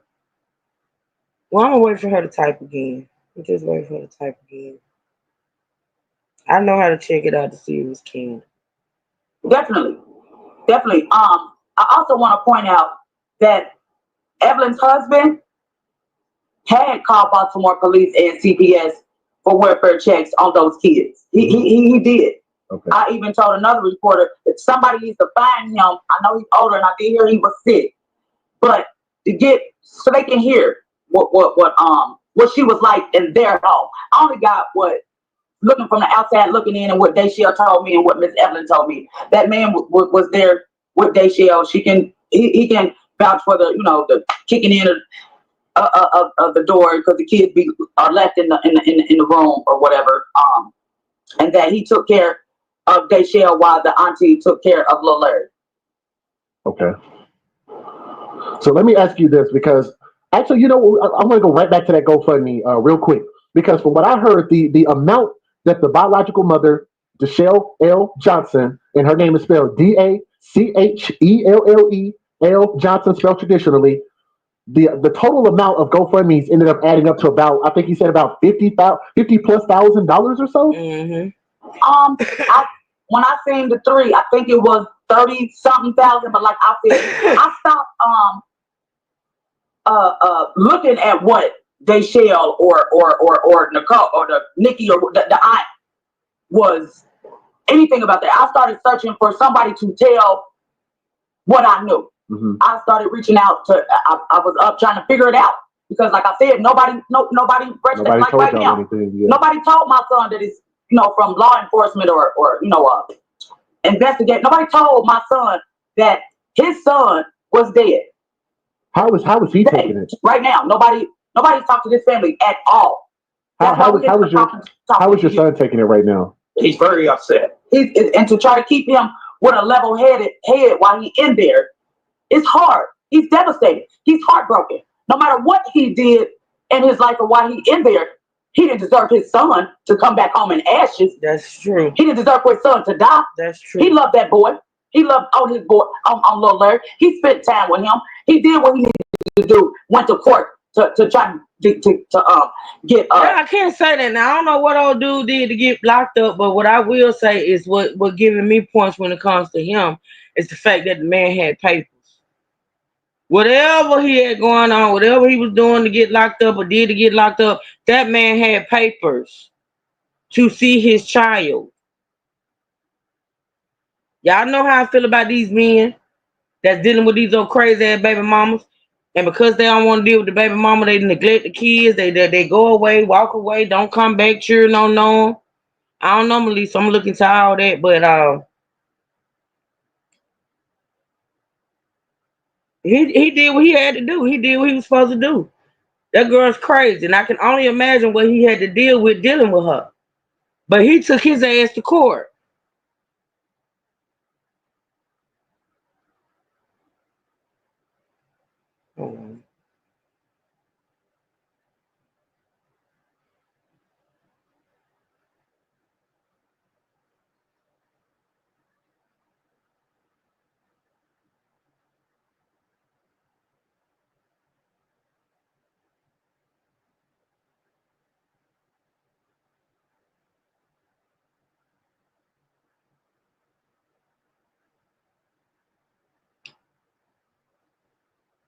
Help with what, Ken?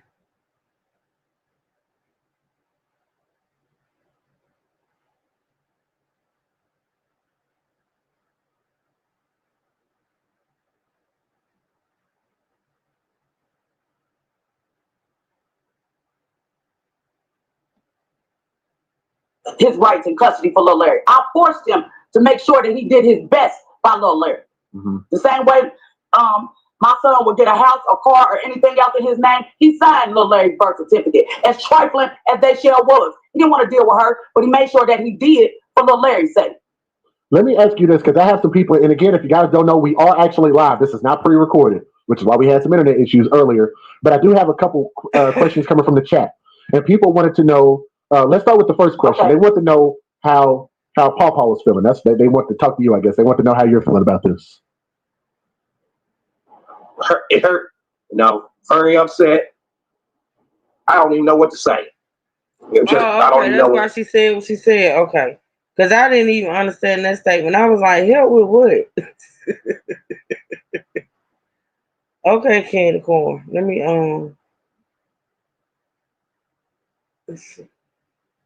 Ken, I thought you was modded over here. That's why I'm confused, because I could have swore I know you modded on the T channel, but I thought I modded you over here too. Thank you, Renee. I appreciate that, girl. Yeah, okay. Type again, Candy Corn.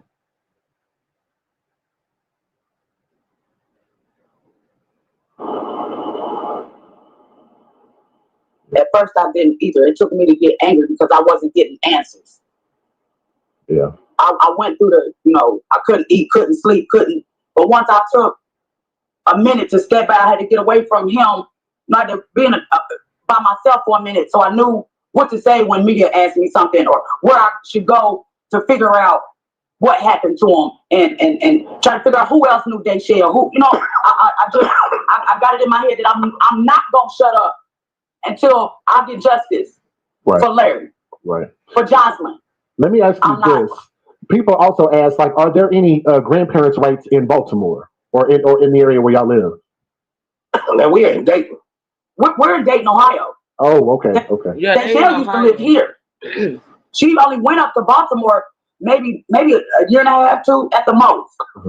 When the aunt passed, and then she was on her own briefly 2-3 months maybe, and then her biological mother in Baltimore. That's where I gotta back that up. I don't know if it skipped on my end or his end, but it did skip, maybe on his end.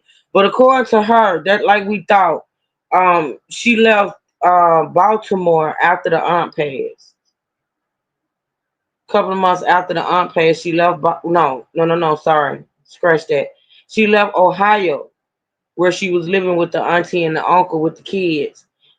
A couple of months after the auntie passed, she left and moved to Baltimore and stayed with her bio mom. Okay, this was.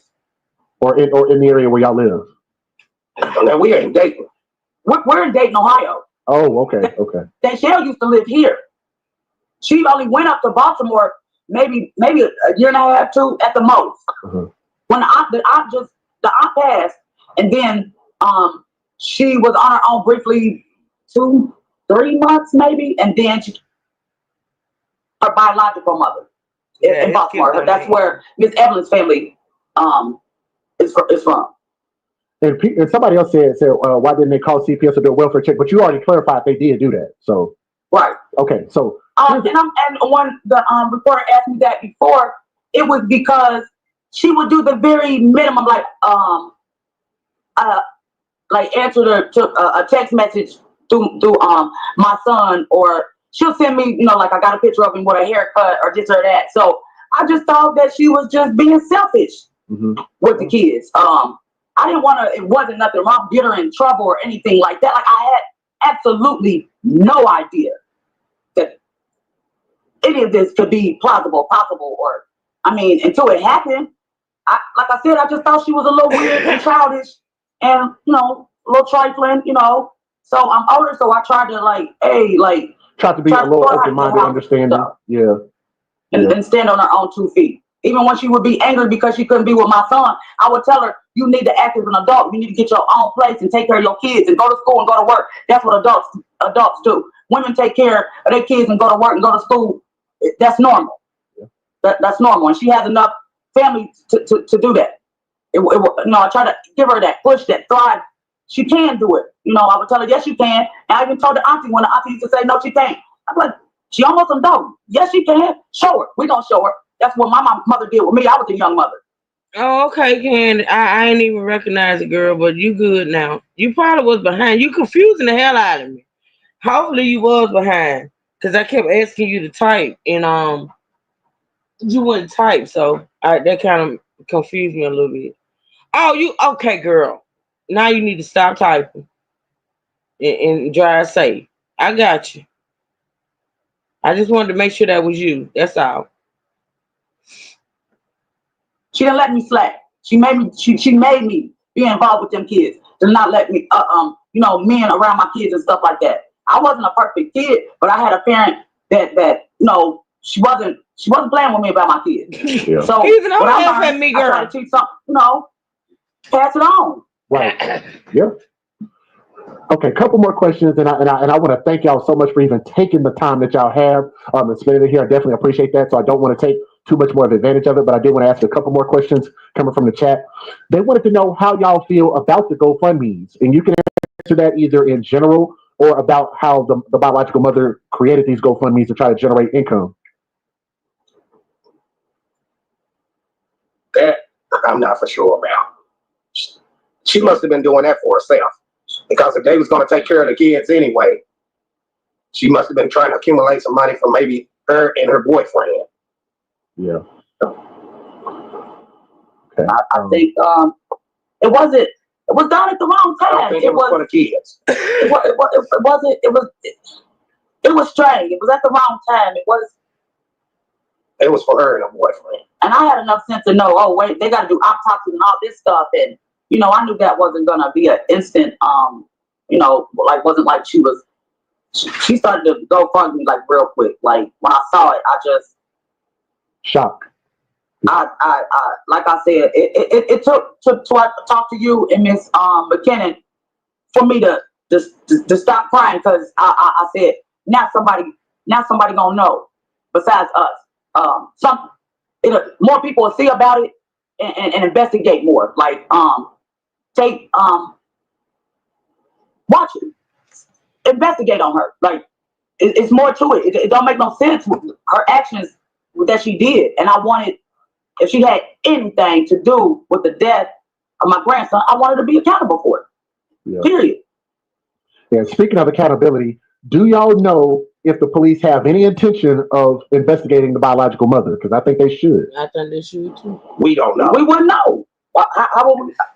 They ain't. They ain't communicating with them. DJ Just J. They ain't even called to tell them people their baby was gone. You know, the police. You know, they weren't talking to them. They don't know. They don't know what the police doing. Hell, they had to find out on Facebook that the baby was gone. Sad as hell. Maybe now that they hear this, maybe they will. Yeah. Maybe they will. That's why I'm doing this. Yeah, because there definitely shouldn't be any statute of limitation on this. There shouldn't be any statute of limitation on this. So I'm definitely hoping that they look into this, because that's a clear neglect charge that led to this even coming to fruition. Mm-hmm. So that's kind of why I'm asking. So y'all don't know, but I'm definitely advocating and saying that needs to happen. They definitely need to investigate that in a capacity of neglect. Yes, if nothing else. Okay, one last question. Like, I'm trying to kind of pick the ones I think make sense to ask. If I hope my chat don't mind me saying that. Is the mom making? I don't know how y'all feel about this, because I'm kind of scared to ask this. But is the mom even planning to come to the funeral? It's what? Is the mom making plans to try to come to the funeral? The biological mom? The kids is up there where she is. Oh. So yeah, because later on today she said she said the colors was pink and red, and she will call us Monday to let us know when the funeral was and what time. Ooh, okay. I know that's a lot to think about. Okay, let's do this. And again, I want to thank y'all so much for your time. And I know that them, those babies loved y'all. And like I said, you did everything that you could. And like I said, that's at least something you can rest well with. But let me give y'all the floor, and let me give y'all y'all closing thoughts. I would like y'all to both give your closing thoughts. I want justice for Lil Larry. I want anybody who knows anything about this. Don't just go on Facebook and text and post, make posts and conversate about it. Do something. Tell somebody. Them kids didn't live right when they was on this earth last. Let's do right by them. If you know something, say something. It's not snitching. You being a voice for them two kids who lived horribly. They did. They last few days or years on this earth. They did. Them kids were starved and mistreated. They need justice. Don't let, if they share or even don't let it be in vain. Say something. Leave anonymous tips. Something. Don't let this be in vain. Don't. He didn't deserve this. Yeah. Brother, you want to give your thoughts? Yeah, I feel the same way. Somebody got to be accountable. Well, look, I want to thank y'all so much. Like I said, I admire not only y'all courage and strength for coming on here. I think your spirit and your head was just in an amazing place. I thank y'all, because I know this is a very difficult thing, especially even trust me. Y'all don't know me if with a phone conversation that we had earlier, but I thank y'all so much for trusting me and what I'm trying to build here as far as this platform, to be able to give a voice, to be able to give an advocacy for us to try to fight for something that I believe matters. Because I see people get out there every day and they're out here protesting about this, protesting about that. They usually have to do with adults. And I'm like, you know what? When is somebody going to take a stand and give the children a voice? Mm-hmm. These babies can't speak for themselves nor defend themselves against the things that they've been put up. Y'all go over there and check his channel out. Check his channel out, because it's a real good channel, and it does focus on cases like this, such as this, where kids are violated, unalived, his channel is based off of giving kids a voice or advocating for kids. Real good channel. I'm glad I found it. Yes. And like I said, I think we need more of that focus to shift away from all of the politics and away from all of the celebrity bullcrap and all these adults and things going on with grown people who made their choices in life, and give these kids a chance to grow up and do something. Be a kid. Mm-hmm. I just think they need to. It's for a whole year and nobody knows nothing. Yeah, that's just simply inexcusable. Mm-hmm. Yeah. Yeah, but I want to thank y'all so much. Like I said, I know it's getting late over here in Texas. I'm not sure the time it is out there. I don't know if we're in the same time zone or not. I appreciate you. I would take as long as you needed. We needed you. I appreciate you. Thank you. And I will tell y'all this: if there are any other developments or if there's anything else that you guys end up wanting to share with us, you now know how to get in contact with me. You see, I do respond. I know people think, oh, well, he might not respond. No, if you hit me up, I do respond. Absolutely. Yeah, you're pretty quick about it. You were.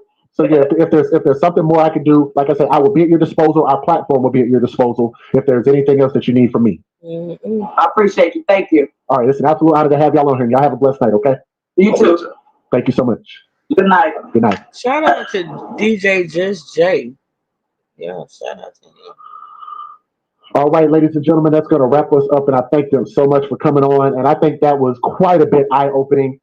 And I don't think this is going to be the end of this. I don't want this to be the end of it because I believe that we might be able to get the mom at least looked at. I don't think we need to arrest it at least until the mom gets investigated for neglect at the very least. Okay. But I want to thank y'all so much for listening with an open mind and an open heart. And again, I want to thank them so much for coming on and speaking with us. All right, y'all, that's it. That's it. Of course, we went over. That's okay. I want to finish that one. I couldn't stop in the middle of that one. I wanted to finish that. We're gonna come back tomorrow though and wrap it up, y'all. Um, yeah, we're gonna come back tomorrow. We're gonna wrap it up, and I'm gonna do a little research. I'm gonna see if I can find out a little bit more about this bio mom. I'm disgusted. I really am. Thank you, Renee. Thank you to all my moderators today. I appreciate y'all. Thank y'all for joining this live, supporting this live. I appreciate it so much. Thank you, Renee.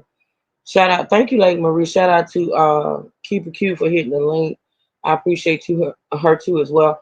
I appreciate all y'all in the chat. All y'all that support this channel. I do appreciate y'all.